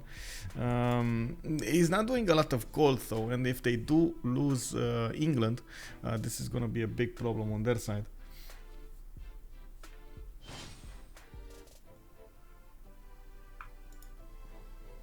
Can he actually push through these units in London? Do you think he's able to do so? It looks like he's not. Okay, Michael is alt-tabbing and he's doing so. No, I'm not alt-tabbing. I just got a notification from Twitch that I'm invited to something. I click on it. That was like 24 seconds ago. I click on it and then the incentive program is not taking any more responses. And I'm like, oh, why did you send me an invite then? You know, like, sure, okay. They're just trolling you. Yeah, I don't know, bro. It's like that Windows update that can ruin your perfectly working computer. Oh, the worse than a Windows update is when you're trying to set a picture in the Word document. Sometimes it's really bad. But for now, I believe that cursor is dead because the 2 crossbowmen and the Tagma, and they are both on England land. Okay, counterattack from Mapuche. No, they can't. They can't. Yeah, they can't. Or maybe It's they can, Victor but they City shouldn't with, because it's a lot of crossbowmen here. Yeah. I mean, that's the only thing that Ben is building right now. Just crossbows coming out of his cities. He did manage to at least get to only -1. And by the looks of it, he is gonna get a line of warriors to defend himself against these units. Oh, getting more Tagmas actually. Yeah, just buying it with the face. He's doing it a lot. Yeah. I don't know, I believe he can buy 1 every 2 turns with a 64 face per turn. Yep. And maybe he can get some more from pillaging somewhere. Oh, his city in a big trouble. You can see it on the west, the upcoming city. Oh, this one. Yeah. Well, there still is a horse there that is almost as strong as the Malno Raider on the defense, so it's not that big of an issue. I do see extra intel coming up from Astikos on his unit, so I guess he does have, how to say, not a spy, but I think he has printing over him. Yeah, and he could have a spy because it's Mapuche and Byzantium has to build Grandmaster Chapel. So it's a good timing to push against. I believe it's the last good timing when you can push against religious Civ. Because you can have extra spy, you can have extra science to get more intel, and if you missed it, you're gonna have a bad time because that religion's monsters gonna out-sim you pretty hard. Not in this case because Byzantium is at war against Mapuche since the turn 25, I guess, maybe even earlier. But still, it's really hard to play against Monumentality Civ. Well, you say that, but then we had a game a few days ago, 4 Monumentality Civs going against 4 Penbrush and Voice Civs, and man, Penbrush and Voice Civs just killed them all. So I don't know, bro. It's just accident. It's an accident. Well, I do see Mongolia is attacking England over here. Is doing quite a bit of damage. England is trying to get more caravels to defend against this, and of course you do see that we lost movement here. We're gonna need to see when he's gonna replace this. I think it's actually quite easy to replace this. By the looks of it, he's gonna have a full strength 1 soon enough. We do have a great animal on both sides, Zenki and Leif Erikson. Oh, he's moving? Okay, he's moving. I guess he just gave up on that harbor. I also see intelligence agency coming up from London. These coursers are actually extremely strong to defending against the Tagmas, since there is no... oh, finally, he got dominant religion in Manchester. Finally. Oh, that took a while, but it happened. He also pushed back Mapuche's attack from the west of Nicomedia. Now, I believe with the crossbows he has, he's quite apt to defend himself. Wait, was this actually a Ben settler, or was this a Mapuche settler? I'm not sure, but it looks like a Byzantium settler. It looks like a Byzantium settler, yeah. Yeah, I believe he had it for a long time. Maybe it's his escape settler because... escaping to Mapuche? well, where can he escape? Yeah, To- I guess. Rome is controlling the other side. So Oh, move to tobacco, bro. Do it. Just do it he fast. just forgot about it. He has so many... Oh no, he's not. Okay. No, he's doing it. Just Press settle, B. bro. Settle. First move, settle. Maybe. First move. I don't think he... Can Mapuche do 2 attacks here? He Yeah, can, actually. yeah. He has his move. 1, 2... Yeah, there we go. First move, settle. Okay. Yeah, pretty sure the Malo Raider pillaging Greek lands. There's a Malo Raider pillaging Greek lands. Oh, Yeah, leaving a he's- trail of destruction here. 1, 2, 3, 4 tiles. Okay, now he's getting stopped by the... how to say, the knights. No, Arabia has More Malo a Raiders lot. coming up. Arabia has a lot of science, but the biggest problem of Arabia is a culture, because you might have tanks, you might have corpse tanks, but that is not enough to kill someone. I believe that is the main reason why people stop playing it. And of course a slight nerf. So you don't have that good timing of your tanks, which I believe we'll see pretty soon from Jack. But because of a lack of culture, they are not doing pretty well even against pike and shot corpse or even arms. I also gotta point out the gold generation is not that amazing. GodGamer is on 133 gold per turn, but I don't think he can afford upkeeping Jack's army when he's gonna get there. So I'm pretty sure at this Well- point Jack needs to consider getting an economy of his own. You can check another team golden count, so I believe Oh, they are yeah, doing they're- pretty they're well. worse. Yeah, they're worse. CivJoe, I don't know what happened with the gold here, but yeah, it's it's a problem. It is I a think problem. they have a lot of units. They just have a lot of units. And they're building some more. Well, I guess we're gonna see the next districts if they're gonna go for commercials and or It's harbors. a greedy Gorgo. Very he's good. not- Code. Yeah. He's not building any trade commercial hubs. He's not building it. That is not how it's done. And there you go, guys. Oh no, guys. It's crusade all over the series there. Yeah. And the frigates. It's a sea dogs for China. Okay, it's not frigates, but I believe he's ready to build some frigates there. Can he attack the city of Birmingham? Is this a hill or not? No, oh, both You are can check hills. it in Okay. 2D, I guess. I yeah. can see. It's 2 hills, so he can't it looks attack like. Birmingham. Good, pretty lucky Birmingham. Pretty lucky. Yeah. Well, I guess he's gonna upgrade those into on the caravels, attacking in the north, slowly but surely. It's a very tough land to push over here if he doesn't get like submarines, which I don't think he will. It's gonna be extremely hard to push through Legion's defenses. I do see Statue of Zeus coming off from Bradford. Mapuche did manage to get 77 science, 37 culture. Adrianople in trouble here. Byzantium is buying more units, but as you can see, the Malo Raiders are gonna take that city quite soon. I believe they should be able to take it down next turn. Yeah, it looks like. Well, maybe he just should delete that settler. Yeah. Sometimes it's better than just to give a city for your opponent. Okay, frigates are coming.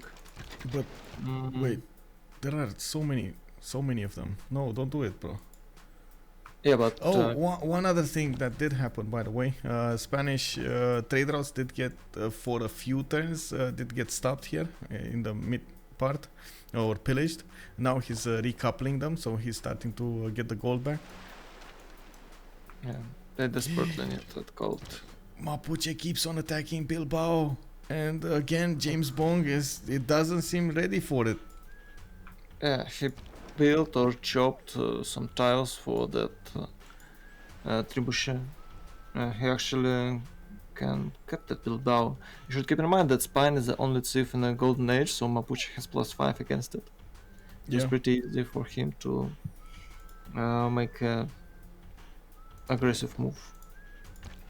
I believe he can just set close to Bilbao and kill it with a trebuchet from that 2-2 tile. Pretty easy, I guess, for him. He can't place 2, I guess, but he can catch it even with a single one. No walls yet. Can you build walls if your city damaged? Yeah, you can. Yes. Yeah. Yes. You can't build walls like the next year walls if you already build. Yeah. And you get attacked. Well, I think they should change it. If your city damaged, you shouldn't be able to build walls, because it gives a lot of comeback mechanics for those greedy thieves that are not building units right till the attack happened. It's you should be ready. You can't just build walls when the city is sieged. It's not wrong, I think. I don't know. Is it hard to change?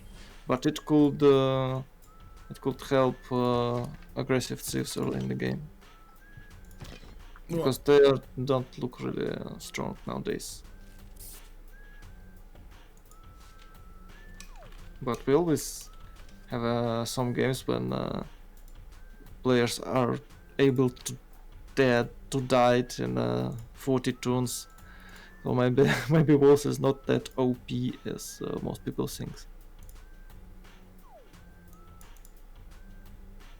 By the way, Jack has 230 production. It's pretty cool. Well, yep.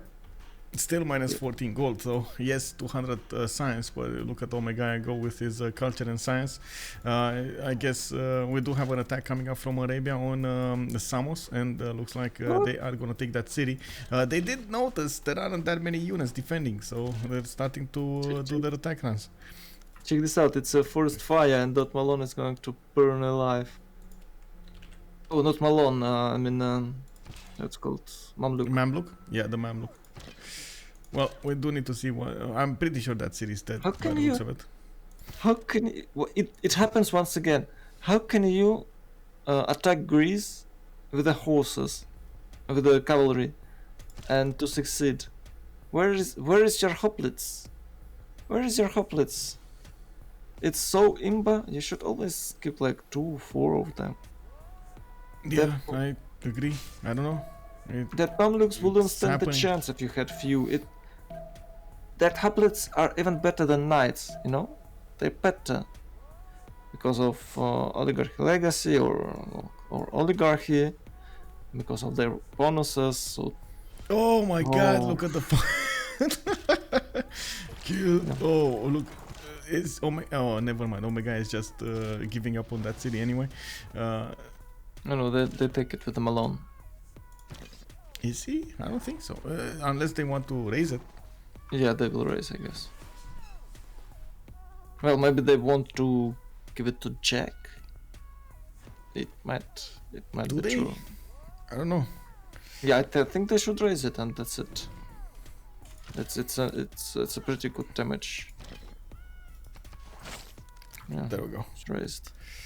Raised to the ground. Well, that should be it.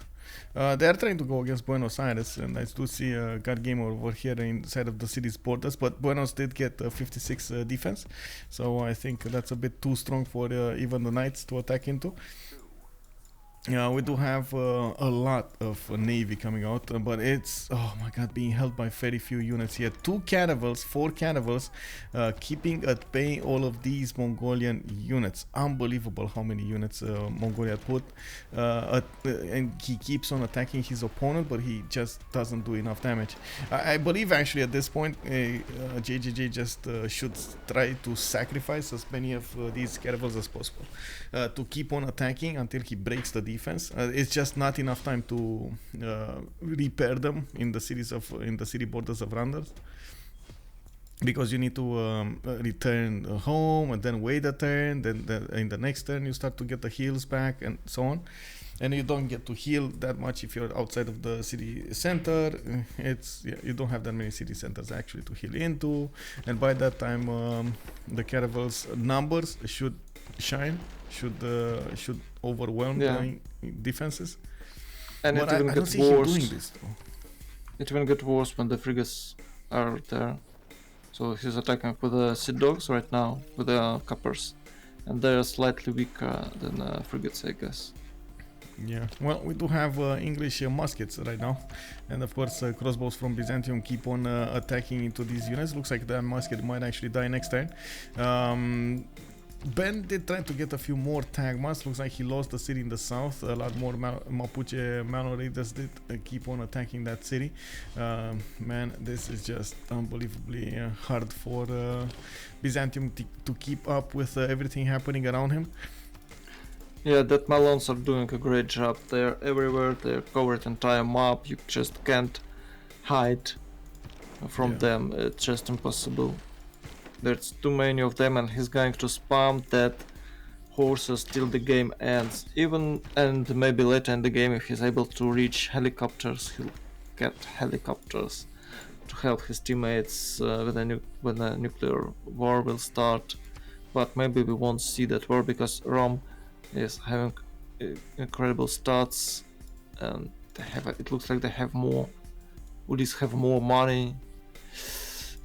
I don't know. That Malons just the little mistakes here. Exactly, the Malo Raiders just set the tone for the rest of the game. First of all, Seville shouldn't have been settled, and this, I think, was the mistake that broke the camel's back. Honestly, if the Malo Raiders didn't get into Spanish land to pillage, and honestly, he had like beautiful chokes over here to define behind. They wouldn't have had gold to upgrade England. If they didn't have gold to upgrade England, it would have fallen much faster to Byzantium, and so on and so forth. Like, there's a snowball of things that happened over there after that Malon attack. Yeah, they were relying on that successful Malone attack of that successful pillaging, and if there were none of them, the England could definitely fall. It was really how to say it? It was really crucial. Look at the damage on the caravel, bro. He's doing Yeah. attack, man. Like, oh my god, no. No admiral for England or what? But I don't know. it didn't even matter. Like, keep on attacking, bro. Like that's the only, like. I guess we're gonna see what he's gonna do with the remaining of his fleet, but I was 100% expecting him to keep on attacking, like head bumping into these caravels. He can make a 200 AQ move and settle settler there to be able to pass Over here? that. Oh, yeah. Over here, yeah. Yeah. It could be really fun. It's way too expensive to be effective, but sometimes that moves are happened. Wait, somebody's saying ironclad is coming. It is coming. He did manage to get an ironclad. Okay, so he's gonna try to push with that. You see, it's strong enough? No, it's still not strong enough. Well, Maybe, I don't know. Almost Oh, one finally shot. he attacked. He did it. Yay. it looks like that ironclad is I get it because of Admiral. I don't think he's able to get steam power yet. Is he? We might check. Who, England? No, this is this is an admiral. Yeah, that's for sure. It's only 82 science and 58 culture. But he needs to get here, right? He needs 3 turns to get on the front line. And I was checking if he has enough strength to go against England. Maybe he can actually get Gaius Duilius. Does he? Did anybody get Gaius Duilius? I believe it's already used. Oh no! Santa Cruz on England. Oh no! Well, that's the Armada one. That's a big boo boo. Very big boo boo. The Chola is Chola for England or for? Wait, Gaius Duilius is still here. And he doesn't have a core. Where's his fleet? Did he die? I don't know. Wait, Nif Eriksson. Did he die at the Maybe beginning? he used it and it's already that gone. unit died. Because it's not here anymore. Rip Gaius Duilius. Yeah. Well, this is a big word of attrition that we have going on over here. I guess Mapuche is gonna try to go behind towards Constantinople with another attack run with those Malon raiders. He's also pushing towards Spain over here on the west side. The +5 on the Mapuche units will go out though. Will stop in 4 turns. Yeah, but he has to chop for units instead of chop for some districts or some stats. Some economy units. I gotta say he did manage to get if you're talking about Spain over here, he did manage to get the missions with enlightenment, so now he's getting all of those extra points of science, which is gonna be amazing. Yeah, but he's still in the 6 cities. Yeah, ballistics coming on next turn with no gold. He has a lot of place to settle and he's still in the 6 cities. Well, yeah, he had lost 2 of them. amazing start. It's a split continent for Spain. Just that Malons, they're too strong. Yes, they should be banned, guys. Well, I'm not so sure if the Mylons need to be banned or you actually need to take them seriously. Well, because in this scenario, he just didn't take them seriously. Even a single Malon can pillage a lot, and you have to build a lot of units to counter them. So they are too OP, in my opinion. Too OP.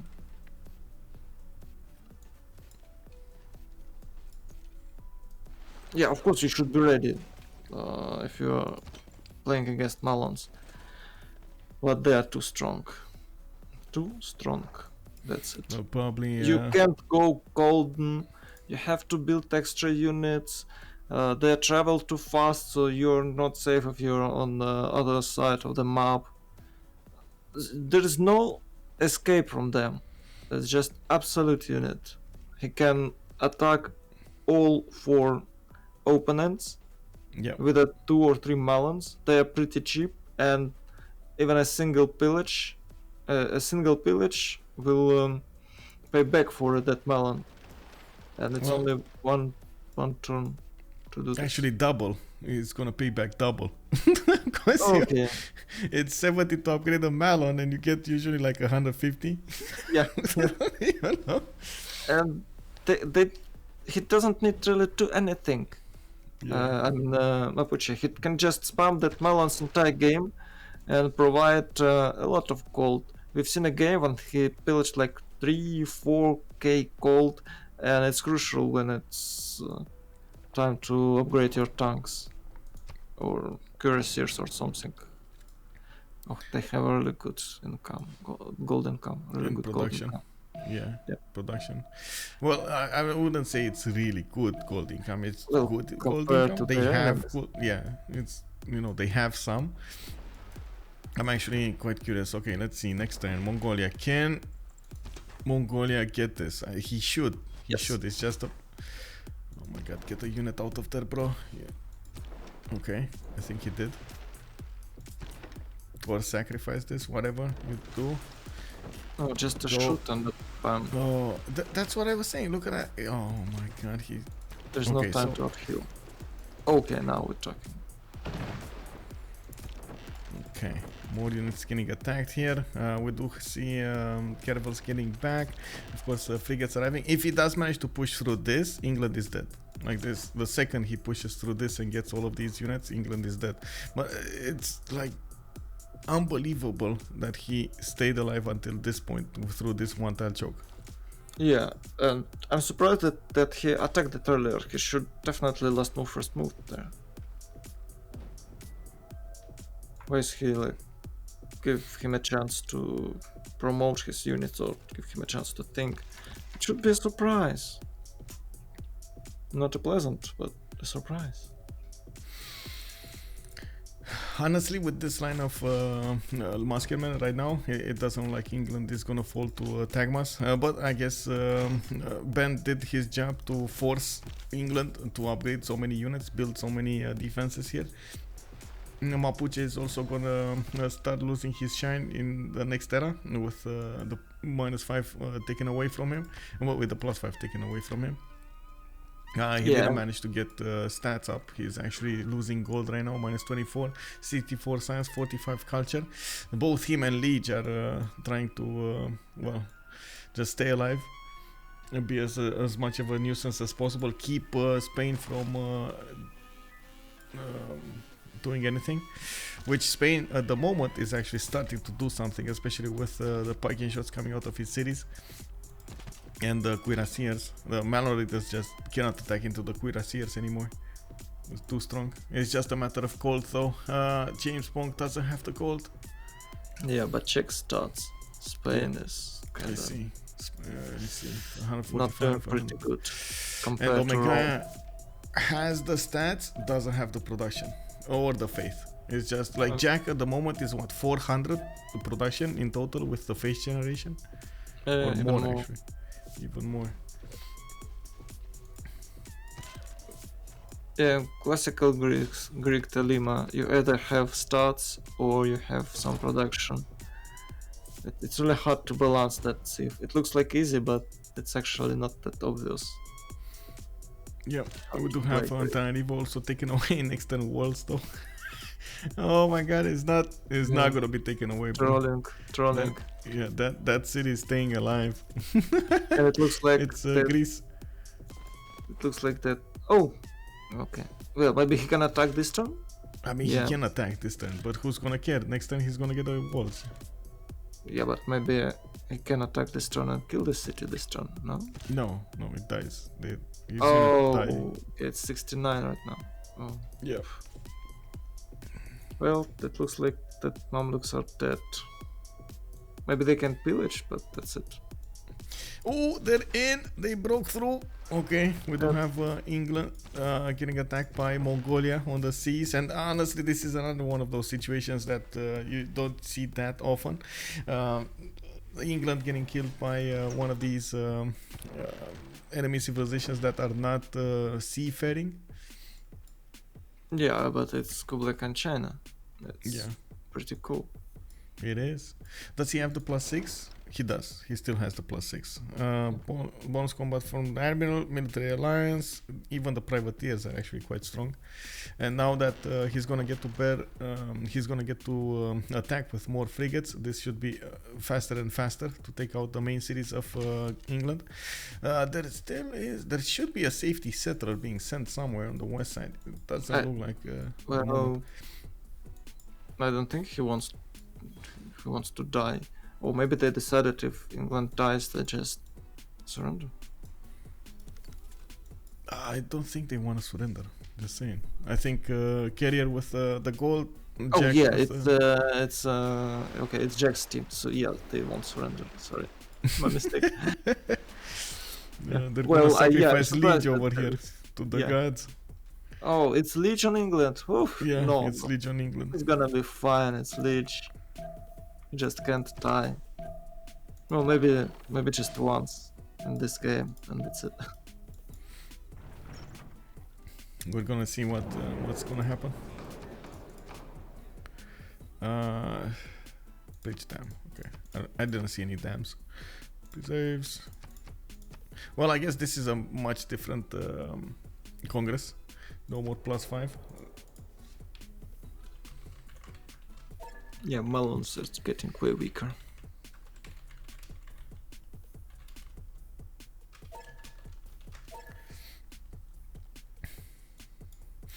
Even if England will lose London, Bradford, Manchester, he's still gonna be alive on Birmingham and Newcastle upon Tyne. Doesn't look like it's gonna be easy to take those cities, especially with how many muskets he's having. Mapuche is trying to push into Byzantium now, and I do see, of course, Byzantium needs to rebuild those tagmas that he sent on the offense here towards Birmingham. They're taking quite a bit of a beating over there. Can Rome help him somehow? I don't know. Well, because he just can't run from his cities. He can't use escape settler because of that. Road is closed with the Byzantium units, so maybe Rome to have to clear it up on the eastern England. I have no idea. We'll see. I do think we're gonna still have a hell of a fight here. Mapuche losing that +5 is gonna be damaging on his side, but these crossbows are not that strong to begin with on the defense. Well, without +5 they're not that scary. Is Byzantium in the golden? Yeah, that's a good question.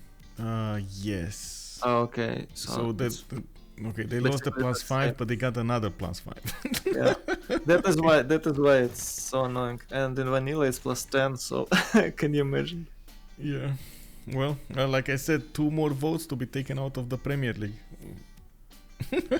Hey, Gorgo, guys, just flood it, get +20 more votes. It's not very interesting gameplay to watch. Maybe it's some sort of cool to play. Oh no, it's just. Oh, he's fighting here. He's taking down English over here. Yeah. English units. Yeah, I was talking about this position. Maybe Rome can help there. Rome, Rome is trying to get a few knights, and he got a musket to defend, but he's not building units. Remember, he's the only economy they got. If Rome starts building units, then that economy is just gonna evaporate very, very quickly. Yeah, you're right. No, look at the armada here. Yeah, sometimes you just have to ignore it. I think he's going to close that choke with armada, and we'll deal with the coppers a bit later. Yeah, But he's out of units. Oh, okay. The moves of JJJ. He left that tile open, unfortunately. Oh well. Can he one-shot that frigate? I believe he can. The one on the west? Yes. Or No. Careful, this one. Oh, Can this? he one-shot this frigate? Yes, Yeah. every frigate and the privateer. Oh, Yes. okay. He should one-shot it because there is a... how's it called? Admiral there. So he can send Admiral back home, and it will end this push for a while. It will stop this push for a while. I believe it will help a lot if he sent that Admiral back. Yeah, but he's also gonna get in the range of all of those other frigates. Oh no, that they can't kill. What? No. It's he's gonna go down really fast. Like with the help of the ironclad, he's gonna die. He's gonna lose the caravel armada if he does this. Okay, maybe you're right. But if he's not doing it, what the point? He still got 2 shots. I don't know. I'm actually curious how Mongolia is gonna play this. I guess still attacking into the caravels is gonna be the way to go. There aren't that many remaining units to defend here. Most of the boats are down. By the looks of it, he doesn't have pre-builds anymore. Yeah. Okay. He's going for a Sea Dog, so... Ironclad is gonna go down. What is he gonna kill it with? Bang. No! Oh, what? Okay. Oh my god, the ironclad is still alive. Okay, well, I mean, it that's looks a bit of a pickle over there. What are you gonna do now? It looks like he lost 3 units. He just lost 3 units, isn't he? Yeah. Yeah. It's still alive! Oh my god. Okay, that ironclad, bro. Amazing. And I'm pretty sure he doesn't want to move the Caravel Armada. He's like, nope, I'm not gonna do this. Maybe last move, but then all of these boats come from the south. No. Yeah, I think he want to use last move and then shift move toward that tile, but all units gone. Yeah. What can you do? You just don't have units. Don't have enough units. You're kinda dead here. Yeah, Lich have to think about the Scrap Settler right now. Well, I see he's building a lot of Sea Dogs in the meantime. And by the looks of it, we do have the counterattack on Byzantium. Ben is trying to defend himself with crossbows and a few more Tagmas. The Tagmas should be strong enough to keep the pikemen at bay. And of course I don't see any more Malons over here. I do see them in the south. No, actually they disappeared. Where are the Malons? They're going again. Oh, Spain taking out Mapuche. Okay. So there are some things happening on the map. Finally, Spain got enough tech to take out Mapuche's army from the west. We do have Byzantium keeping things at bay. Mongolia managing to push through the chokes against England. Okay. Yeah. And then on this side, Greece needs to figure out a way to defend against tanks coming from Jack. Oh, the way is clear. You just need to build like a lot of hoplites. No, they die. Yeah, I know they die, but I mean, I guess a lot of hoplites just to keep the tiles busy, but other than that is, yeah, they're just gonna die very fast. our armies of hoplites with the fascism will deal good against corpse tank, which Jack will have. Yeah, It's maximum what he can expect with his culture level. even that is a bit far ahead, like exploration on one. Yeah, maybe belly. maybe he just have already a corpse, but it looks like he's not. Okay, there we go. Caravel Armada is down. Is it down? Yeah, it's down. There's no more Caravel Armada. That's it. So Mongolia is just pouring through over here, killing all of these units one at a time. And even if you think these spearmen are gonna delay, this is nothing. This is sacrificial army.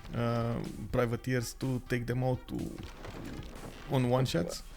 So Yeah, I believe that the dogs can't do anything against this army because of deploy-vision. Does he still have extra deploy-vision? Yeah, Yep. +6. 2 +6. Wow.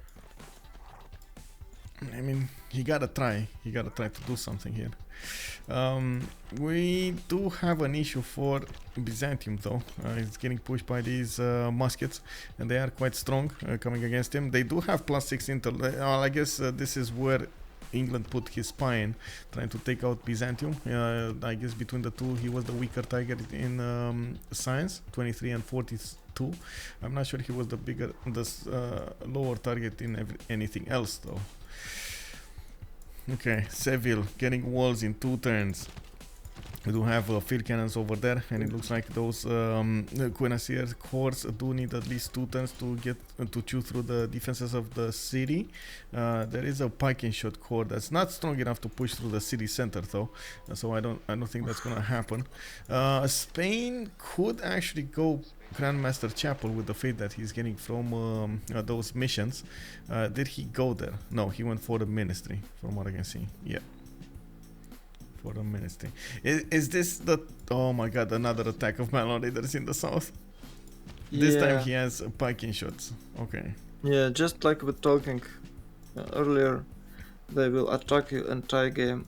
Even if in an atomic era, you should have a pretty big army to defend against that Malons. Yeah. It's so annoying. You just have to ban it on the ban phase. That's really sad. So we have a agitation video for banning it in the CPL. Perma ban in CPL because, come on guys, I mean, I it's don't know, like it's the Norway. player's choice. It's like I said, Norway, but two more players. You know, when you're playing against Norway, you can hide on a land, so he can just pillage land tiles. So it's kinda okay. But against Malone, you can do nothing. Well, you can try to resettle somewhere on the island, like England did. Well, not in this game, in real life. Ooh, But still, it's too strong. Well, maybe not too strong, but just annoying. It's just hard to deal against them. Too hard. Too cost efficient. They are indeed extremely good on the coaster. Man, England here is trying to do as much as he possibly can. We do have Rome with Queen Asias, a few frigates in the water. Frigates are not going to do anything against Byzantium, but I guess battleships will. Encampment training projects coming up from Rome. He is trying to get general. It looks like he's gonna have industrial modern one, Napoleon Bonaparte, and he's also gonna have tanks at some point. But again, can they afford tanks? Well, This the is- Malons, you can afford anything. Well, the Malans are kind of fiddling away, like especially with with the pagacious coming out to defend. Well, you should keep in mind it won't be a tank armies, it's just a corps armies, so it's not that expensive. They can afford few, and it doesn't look like Greece can defend against that. Let's see. We did have only one civ, two civs going golden this time. That's Jack and Ben. Is Jack going monumentality again? Yeah, he did go for triple monumentality. 375 culture. Faith. 366 production. I mean, this is gonna be. Yeah, tanks. that's cool. That's cool. Yeah. Well, I'm not sure. Can he go something different than monumentality as a Arabia? Did he form the coinage for gold? Well, I don't think he needed. Well, much he gold. doesn't have enough trade routes, I guess. 4 trade routes. 5. Oh, okay. 6. Yeah. 6 trade routes. Yeah, he definitely should go for that, so he could buy some tanks with his faith. But I he's don't know where- internals, so he can't. He's on Aleppo can he internals. trade with someone? No, looks like I no. mean, yeah, no, he can't. Okay, No, he can't. that explains Yeah. his pick. Yeah, if he could, I think he probably would go for a coinage reform. Mm. Well, we do Yeah. have one Keshek finally from Keshker. I'm actually thinking that yes, Mongolia is probably going to take out English territory or a few cities from England, not all of them. But at the same time, he's going to sacrifice his mainland to Rome. I'm pretty sure Rome is going to get to tanks soon. He did go top 3 for industrialization, so it takes him a while to go on the bottom 3. And we do have redcoats on the map. 100 strength units going against Byzantium. Oh my god, we're actually Additional going to see this continent, happening. Yeah. Oh. Well, have a nice day then. Yeah. Well, you can see the redcoats damage. The redcoats did increase all of the defense strength of the city of London, and now that's an 86 defense strength city. It's gonna be extremely hard for the frigates to push through it. Yeah, and with the Sid dogs and that cities, Yeah. it'll be a Maybe he's really not even effective gonna defense. lose the cities. Oh my god. Maybe he's not even gonna lose the cities. I'm sorry. Yeah. I got excited on that one. That is why he didn't build any escape settlers, because of redcoats. He knew, but we didn't think he's gonna get it with 50 science. Can you Yeah, imagine how many turns this took? I'm pretty surprised, but the old techs were boosted with his allies, so maybe it's actually Yeah. 291. It's pretty surprising that he kept it. I think he skipped cuirassiers and anti-mid-3. So he got just musketmen and that's it. Yeah, I don't see any upgrades Yeah. here on the And crossbows. does he have how it's called, printing? Yeah, he has a +6 on Byzantium. So not only he has okay. printing, but he has a spy in Byzantium land. And, Byzantium never set a spy in English territory. So that's why That's they're nice. 100 strength. It's too strong, too strong. Yeah. But can he actually kill any Byzantium cities with that? Yeah, Yeah, I he think should. he can. He should. 3 turns printing for Byzantium. Actually curious. Okay, so Mongolia did get to the nationalism. He's able to fleet up a few units here. Getting more kills on English boats and getting new boats to get on the front line, get to bear against the city of London. At least he has a lot of units, a lot of boats to attack into these cities. At least that. Now,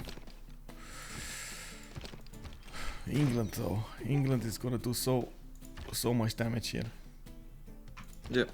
You think Czech is going for labs or for aircrafts? He's going on scientific theory right now.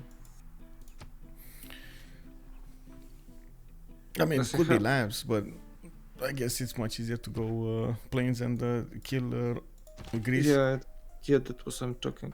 But maybe they won't have enough gold, so maybe Oh. they just... Hello Two mana there. raiders, Kura. They're Yeah. coming in. Once again, just unstoppable force.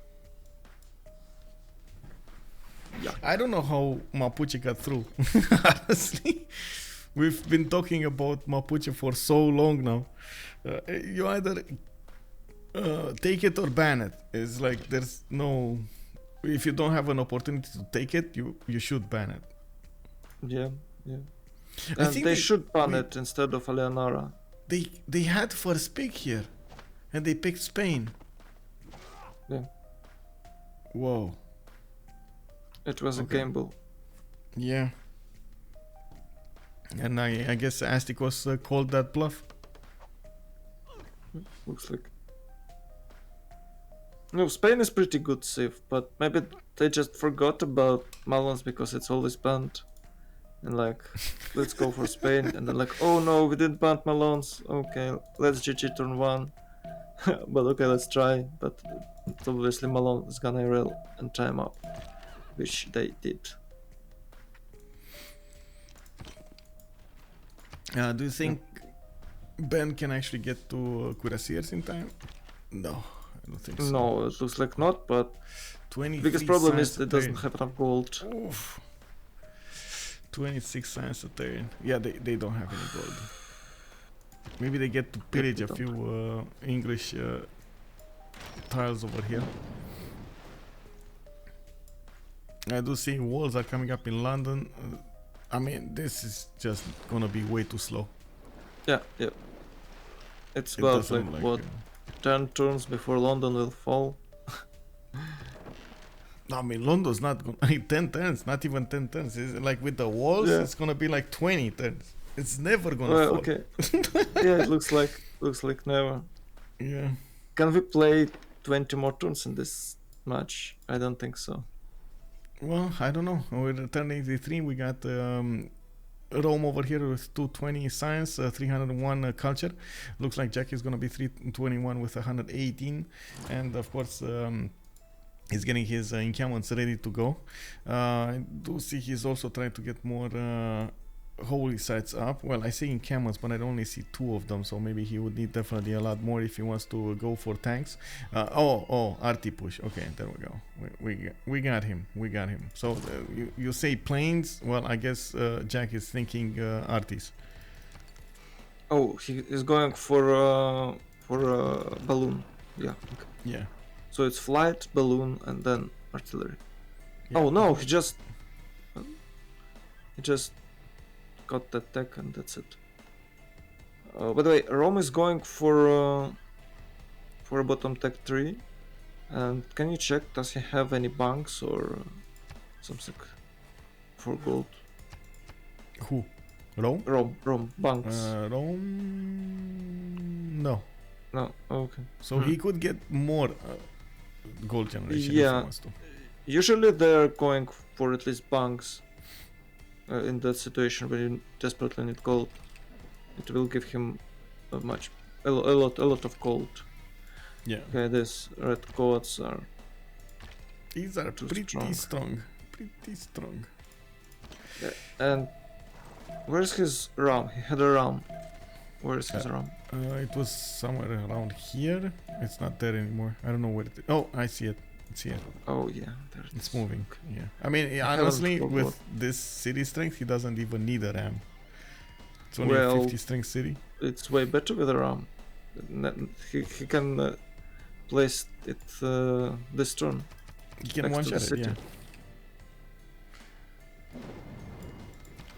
Okay, so they are getting some gold from England. They're getting back, but not enough. Still not enough.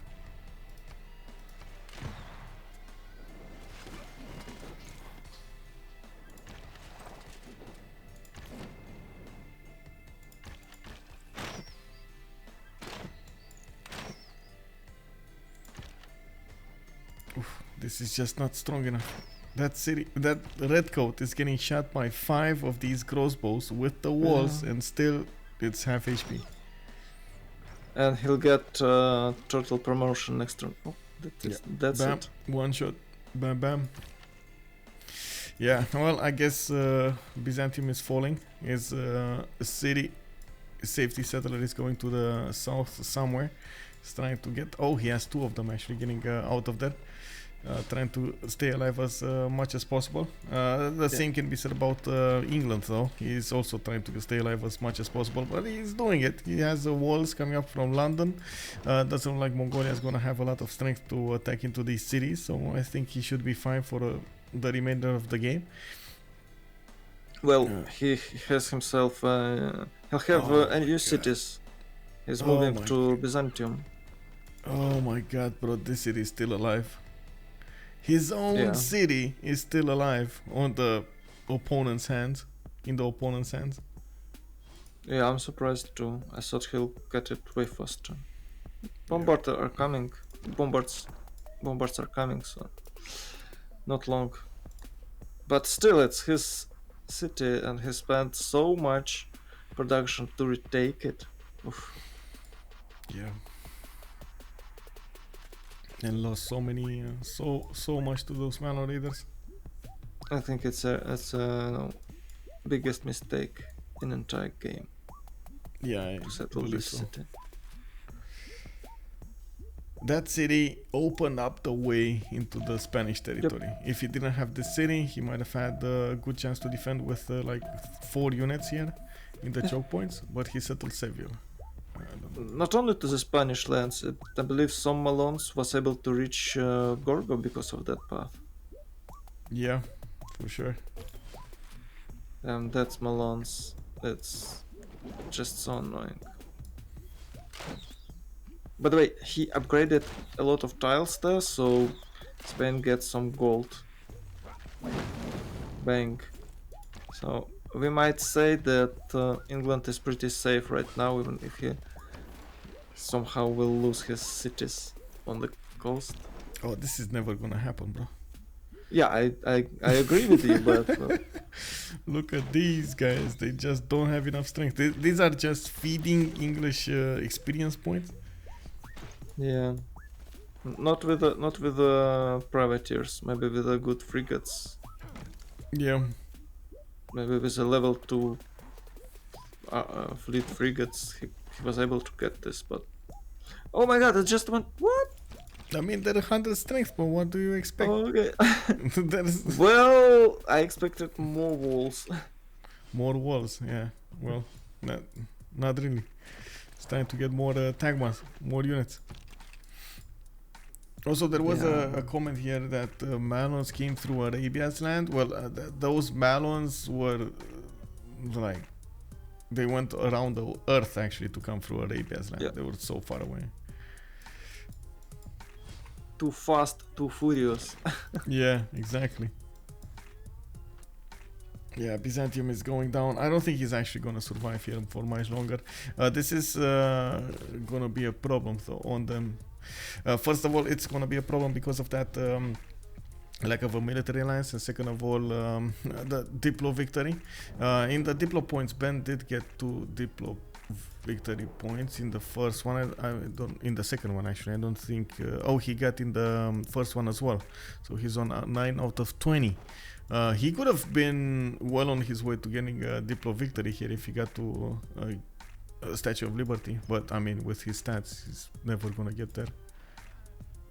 No, he's not. And I don't know what the win condition for CivJoe. There is no more victory condition for CivJoe. They had some. Greece lost focus again. Malons, like Malons happened here. When Malons came through, he needed to build a lot of units, lost a city, and then he never got back his footing, his tempo. Yeah, he did pretty well. He had like 9 cities, I believe, but he stopped settling. He really stopped settling. Like this was the major mistake here. He stopped settling. Yeah, but how can you settle if there's Malons around you? I know. Well, right? maybe they're not, but you know you should. You never know. Yeah, you never know. Well, we got artillery corps coming up from Jack from the north, and even if they don't have enough gold per turn, they do definitely have enough gold in the bank. Look at Astikos, 600, 1800. He's still pillaging right now. Yeah. Live as we see it. Life is good when you can pillage with the Malons. Yeah, there's not an issue for them. There's no issues with the gold for the Ulis team. Oof. Greece financing, yeah. Exactly, Greece is financing his own invasion with the band pillaging the tiles. Oh, he already pillaged 3. He can pillage like... He can't stop this. There's like no unit to stop this. Yeah. It will keep on pillaging. Oh my god, this is a disaster. Well, what can I say? When this happens, you just want to quit. Want to quit. This is, I think, worse than seeing your empire destroyed by a blizzard. Yeah. Like your whole empire getting demolished over there. But yeah. When your empire destroyed by blizzard, you can still have some fertilized tiles. Yeah. And blizzard doesn't have gold for that.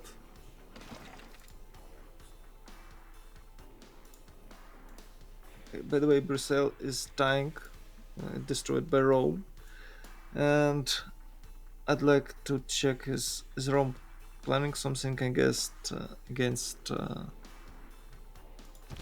China. There was a few units. Rome, no. Okay. He just got one Cuirassier Corps. Oh. I think he's gonna need to give the oil to Jack, because Jack doesn't have a lot of. Or does he? Let me actually see. I know he only had like 2 encampments, and I don't think he has. Oh, he has a +3 oil here. In the water, no. Aden, no. Okay, so that's +7 oil. Yeah, he doesn't have enough oil. That's the issue. So I think Rome is giving him the oil he has. Does he have oil? I see. Yeah, I see 2. No, 1. Only 1. There's 3 oil per turn. Maybe that's why they use 5. bombards. He upgraded into artilleries all over the place. It's just going numbers, big numbers here. Okay, Gorgo has armies. Yeah, That's good.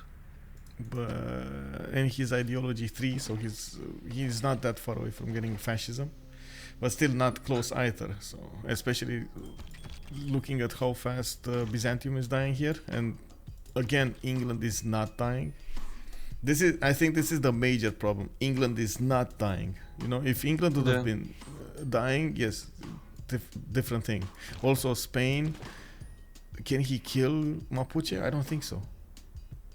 Like he can tickle Mapuche a bit. Well, I don't think he can kill him. well, maybe he can, but he doesn't have resources for that. Yeah. Well, if they had better gold income, like what? They have negative income of gold right now. Negative income of gold, guys. Yeah, I think we're actually very close to a CC over here, especially when they will lose a player. That the worst thing is the military alliance, I would say. It's just not possible to keep up. Also, not to mention this, I don't think they see this big ball of artillery is coming against. Well, Omegaia. Definitely aware that Czech has plenty of military units, because when we might check his military score, it should be about 1.2k. It's a really good. That's noticeable number. Greece building units, I don't know. It won't help. I'm not sure. Is he building armies right away, or he just spamming single cuirassiers? No, I mean Greece. Who? Greece? Cuirassier army. Yeah, he's building some armies. I do have a quick question here in the chat asking me about the pick and ban phase. So, Immortal, good evening, sir. Welcome. First of all, we do have 10 bans and of course 8 picks in the games because we're 4 and 4. We're playing 4 and 4. What happens is in the pick and ban phase, we do have 6 bans in the first phase with a 1-2, 1-2, 1-2 matchup, and then you're gonna see 4 picks in a 1-2-2-1 sequence. The next 4 bans will again be 1-2-1-2, and then in the last phase it's gonna be 2-1-1-2 as a sequence for the pick phase. So what can I say? We are trying as much as possible to take away the advantage of having first pick. That's why the sequence is like that in the pick phase. I think one pick phase is pretty good balanced. Yeah, I think so too. I gotta say, I did like Minjak's idea of adding an extra ban. It just wasn't, I guess it wasn't received that well, or the players do need to think about it a little bit more. Yeah, I think they're adding extra ban because they're not banning, how it's called, the Civ that always banned. Babylon? I believe. Yeah. Well, yeah, they wanted to do the both things. They wanted to, we wanted to see what happens without it, but we can do with it. As in, you have Babylon and Mapuche banned, for example, and Maori, but then you could ban an extra 2. Yeah, and I think it's not. Wait. So you want to not ban anything and just give to them extra bans? No. Yeah. I said no, you already have. Ban. You already have auto bans of Babylon and Maori, but you could have an extra ban per team, so that's an extra 2 bans. Oh no, it's too much, I guess. Wait, why? It's to change up the meta, because otherwise you always have this meta. Ah, okay. Yeah, Maori is too strong. I think Maori and Babylon is good to ban. Yeah, and I think that if you ban Mapuche, it will be even better. Yeah, completely agree. I think that's enough. Well, I don't think that extra 2 bans. Maybe keep on banning until we're gonna see the meta of the Dutch players. What is the meta of Dutch players? Well, that's the point. We don't know. It's never picked. Okay. Oh, Dutch. You mean? Oh, okay. Yeah. Dutch. Okay, I got it. Wilhelmina is never playing. Yes. Well, you can call middle student. He'll probably play it. You think? I don't think so. I don't think even middle student likes Wilhelmina that much. He likes it. He likes it? Really? Okay, yeah. Interesting. Yeah. When Zulu monks? When Zulu monks? Oh, why do you need that? Come on. If you could build monks with a production, we might see a Zulu monks, but there you can't. You just can't. That is very weird. Why can't you just produce Oh my god. with Look at production? these cuirassier armies taking a beating from the artillery corps. And tanks. Okay. So many tanks. Well, I mean, he's not gonna have... Oh, I think that's... Maybe... Oh yeah, no, that's actually not... how to say? That's not GG, he just disconnected. Yeah, he just disconnected. But, a bit unfortunate here. you know, sometimes... That's a GG. They were like, you know what? We're not gonna reload this. Yeah, that's the GG right there. So it looks like we got a winner here. It's gonna be Ulis taking the first game in the finals. In a interesting situation coming up on the map. The Malon Raiders did do the game here. Astikos doing amazingly well, taking out his opponent's ability to have a sim. And of course we did see JackTheRipper trying to go for that victory condition to get the stats up with Arabia. This was something that we easily predicted there. We did have also Lege staying alive on the coast, doing amazingly well to keep his cities. All of his cities, I might add. He didn't lose a single one on the coast, but he did lose 2 inlands that he settled for trade routes. Well, a bit of a disclaimer here. We're gonna go into the post-game chat, and I gotta say sometimes the players are kind of overexcited and they don't always control their emotions. So we're gonna need to see what will happen. I do hope everything is gonna be fine, and we're not gonna go over the +18 kind of stuff. So we'll see. Let's go for. Debrief? Yeah. Okay. Let me actually talk with...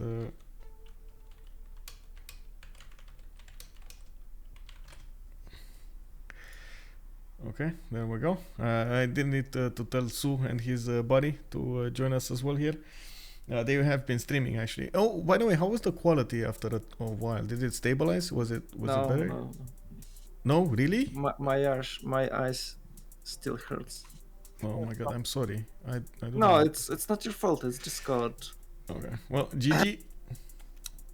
GG guys. Yeah. Malon Raiders win the game, and Astikos, what did So you do, bro? I'm telling you. How did You you do notice it? when I click industrialization, I was like 1 turn away from cavalry. I was like, Just do it. Oh my god, you got like what, 6,000 gold? What the fuck is that, 700 Carrier? gold, You literally 7,000? sent a singular battleship, 4 singular battleship. Is that all you got to kill the guy? hello, And the worst that you can't Hello. even shoot the cities. This hello, is- GG. GG, guys. You gotta tell us first. I wanna ask Omegaia. Spain. How did you not? Omegaia. Don't be rushed to. Check. Don't be harsh with James, please. We With all James? Okay, we're waiting for James Yeah. then. Okay. Omegaia, all, what happened with your ship? we all have bad games, so please I don't be mean, too harsh with Seville. James. We wanna Omegaia, know what about happened to your Seville. ship? My ship. What ship? The one I pillaged. The ship. You didn't touch your ship. What the fuck are you talking about? You pillaged a pony and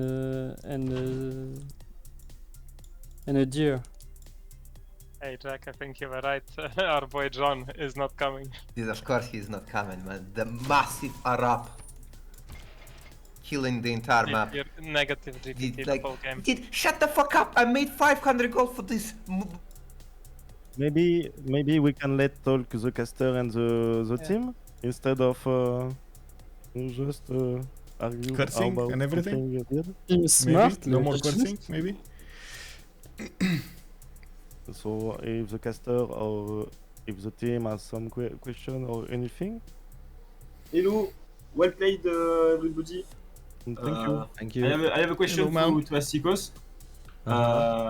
Did you keep the PH cards all game long? No, That's a bit because you sad. know, at first I couldn't pillage much because there was Yeah. not so many improved ties I could Yeah. reach. So I swapped cards. Then I put it back, but every time, because I have so shit culture, like I'm like, oh, I need to swap back, but I did 5 turns to get Yeah, the change. that was most a joke because you PH a lot in the game. You did a very good job. This Yeah, I game mean, too.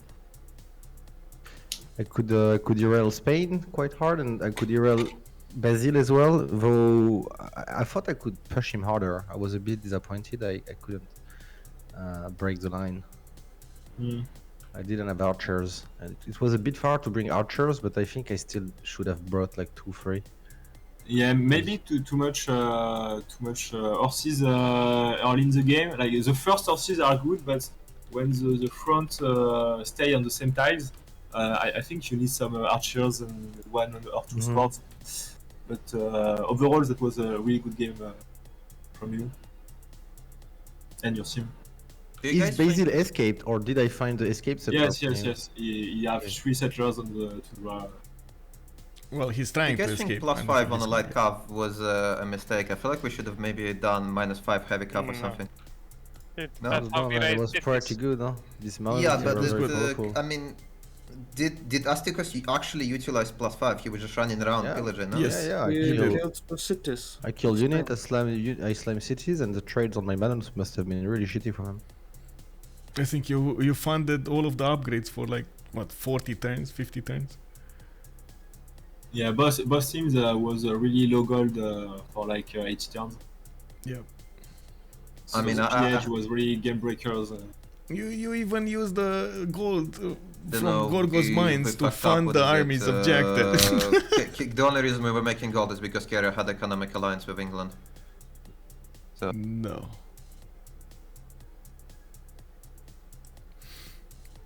Why Sevilla was settled there? Yeah, we want to know, JamesBong. Please tell us. Why is Initial plan was to block the mountains where Seville is, but didn't realize he had Malons already, so everything came apart at this point. Wasn't it much easier to settle I on went the you other know, side? straight for it, and it was my plan to bring the melons on you always, because I know Spain on the split is too strong. Yeah, game could have been way much better if I settled behind the mountains, but I can't deny you from going on Omegaia, for example, Yeah, sure. or That's... everyone else. But yeah, If you that was decide biggest to mistake. send the Malon on the other side of the map, you can't do anything, even if you don't get your early, don't worry. Yeah, on this map you can always access all the players with melons, which is a strength. Why haven't you first pick Lothar? Why was Spain? Because Spain is fucking broken. Well, isn't Lothar broken too? It looks like Lotaro was a bit stronger. Yeah.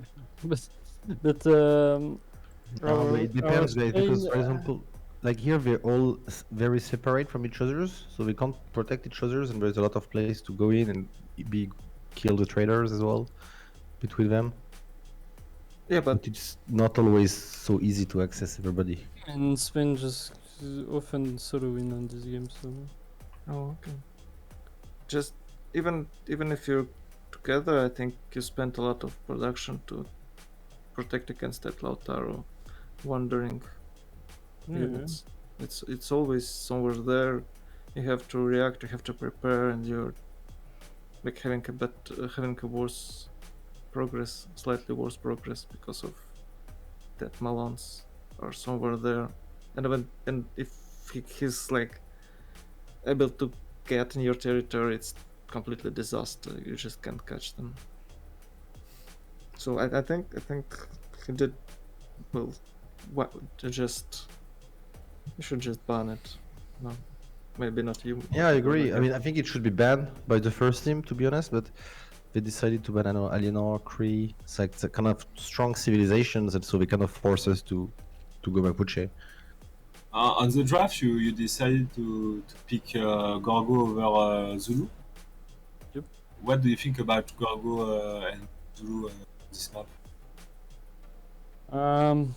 We in terms of draft, we don't all agree on how good are civs, but I mean it's both are good, and since the ban phase is just after, we can ban the other one if we need. So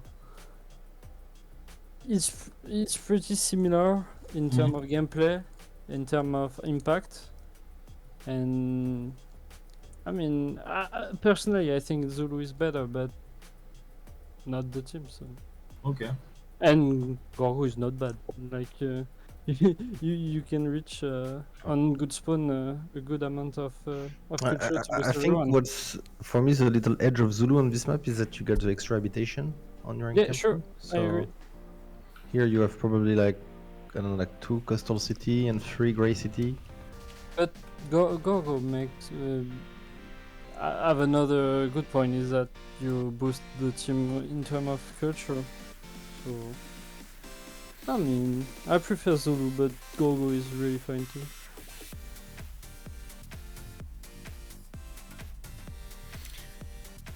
Are you here, Lege?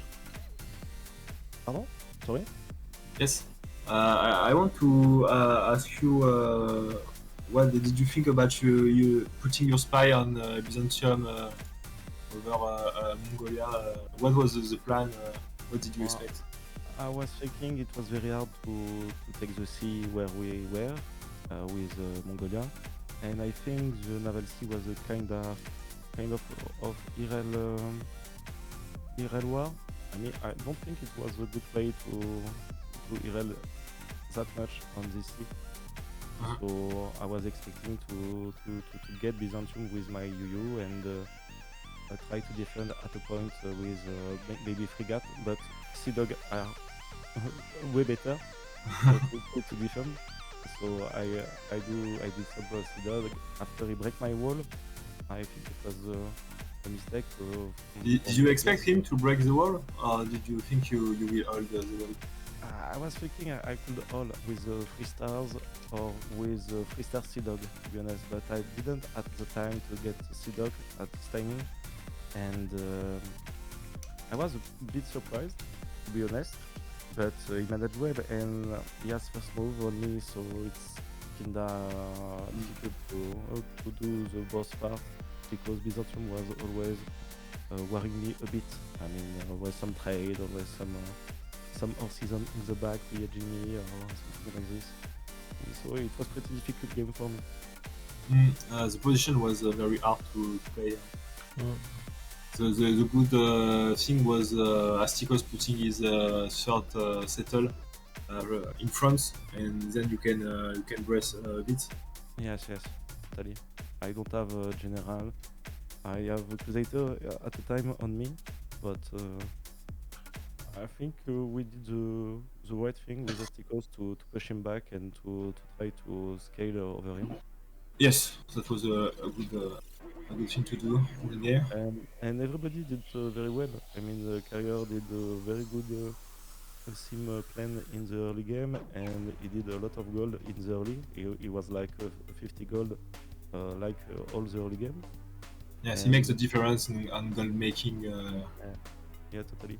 And Arabia, of course, scaled up way more than the other pick, so more the game was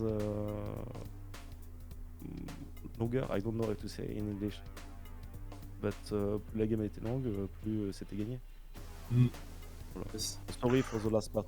Depends because Spain can really break the game. Huh? Yeah, it could have. It could have.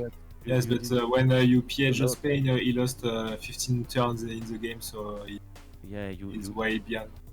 You keep 2 cities and you PH, I think he's out of the game for the late game. You did very well again with the Malans. And I was a bit surprised about the Kublai pick, because it's not seeming as Kublai China, and it's not better at war than Kublai Genghis Khan. Why Kublai Khan? Ask John, I would say.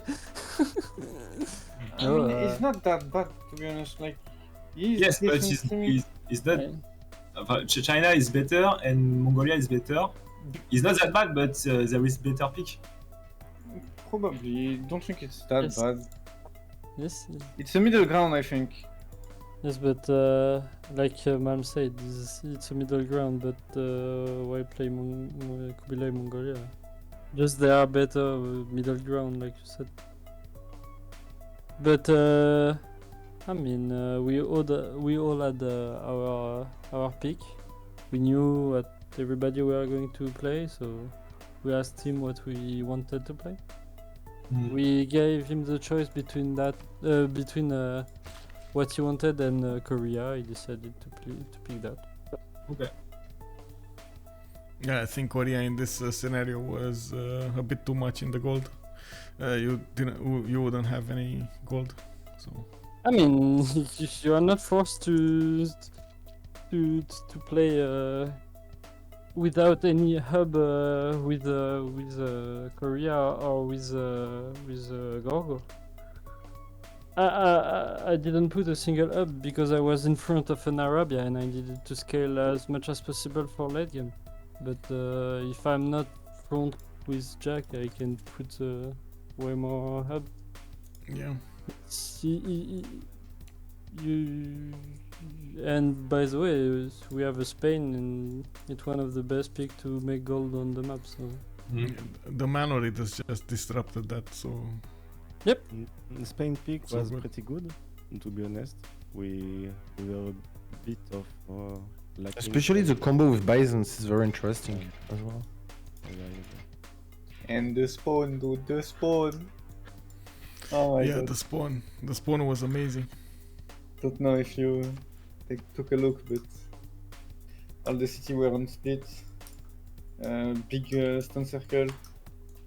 I was so angry when I saw your 5 cities stone circle with a conscience. And you never pillage the route, the trader. You never pillage it. No? I could never pillage it. No, I pillage his road, but I never pillage. I mean, I pillaged the road under the stone, but I didn't pillage the trader. I did the biggest shift and Yeah, timing. he also built slingers, huh? Yeah. I mean, it's still worth it. It's what is it? 34 production out of you. That's pretty good. But like pillaging Spain trader at this point is like 1k gold at least. So Yeah, no, I know, but I mean, what can I do? If you shift enter, there is nothing I can do. I mean, it's up to you to misplay in this position. But I still build the singer because I had like a lot of time to protect with the cores. One singer would not be enough. I haven't played Arabia with Feed the World for a long time. Oh my god, we had no gold. I couldn't buy the tiles and I was not growing at all. What the fuck?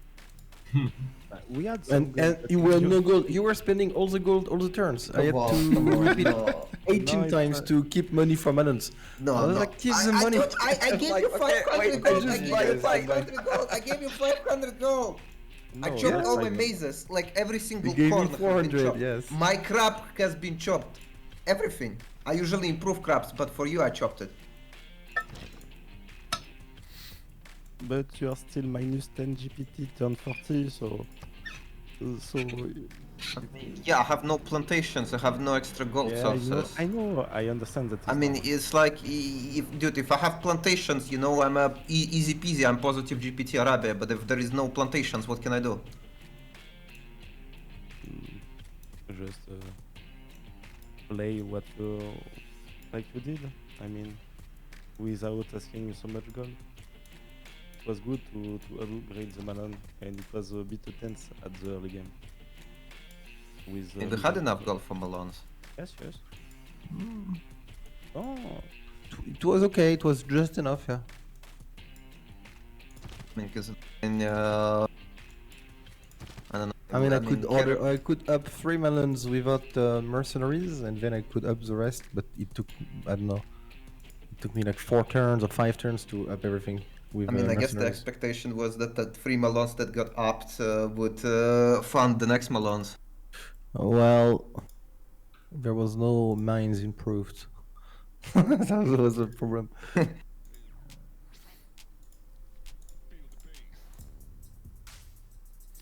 Well, Well, GG, GG, well guys. played. When will you get the second game Good going? night. Bye. Guys, I've been telling you for ages, they should add tier 3 religious building for Arabia that gives gold. What do you think? Yeah. Yeah, No. Very No. good idea. very good idea. Very good idea. And Michael, the second Yes, game is Saturday, if I'm right. Yes. Okay. Thank you. You are welcome. Thanks. Bye. GG guys, good night. Have a good night. GG, well played. Bye bye. And GG Jack again. Bye bye. Bye bye. So there we have it, boys. We heard a little bit from both teams. We heard about their struggles in the game, their issues that they encountered, and of course how they did try to get them to overcome them. We also had a bit of a hint over here to when they're gonna get the next game. It is gonna be Saturday. We're gonna need to wait for that to happen over here. Let me actually take a look. What do we have? This, I think, caster assignations. We're waiting. Oh, it's not written over here. Games 2 is still gonna be decided. We're waiting for that Saturday announcement, and I'm gonna of course put up the game for tomorrow. Buckingham going against the WCG on the civ6worldcup.com website. We're just in the final stages of the tournament. We're gonna find out who's gonna win this. Ulis just got the first game. Of course, in the lower finals, Buckingham and the WCG will need to get that game going as well. We're also gonna need to wait. I gotta say something. We're also a week away from starting up the CRL. It's gonna be 72 hours of amazing games coming up for CPL, and of course for Civilization 6. You can take a look over here. We're starting to get quite a few teams registered, and as you can see, we got 1, 2, 3, 4, 5, 6, 7, 8, 9, 10, 11, 12, 13 teams already registered, and of course they're still needing to actually get all of those players in. We're also gonna need to wait and see how many players we're gonna have at the Civ LAN. We do have over there, of course, quite a few players coming out from Germany. We got players actually coming from America, flying in from America into Germany, and I do believe from Scotland over there. We do have a big surprise on the Civ LAN, and of course it is going to be announced next week. We're going to see each other there, and hopefully we're going to have such a good time. Now, if you do want to be in contact with all of the information that I'm gonna be sharing, I am gonna try to keep a channel updated on my Discord as much as possible with pictures, with stuff that I'm gonna see over there in Hamburg, also with what's gonna happen over there. So definitely it is gonna be a nice time over here. We got just a few more days until I'm gonna be going to Germany. Oh my god, I'm very excited to see that.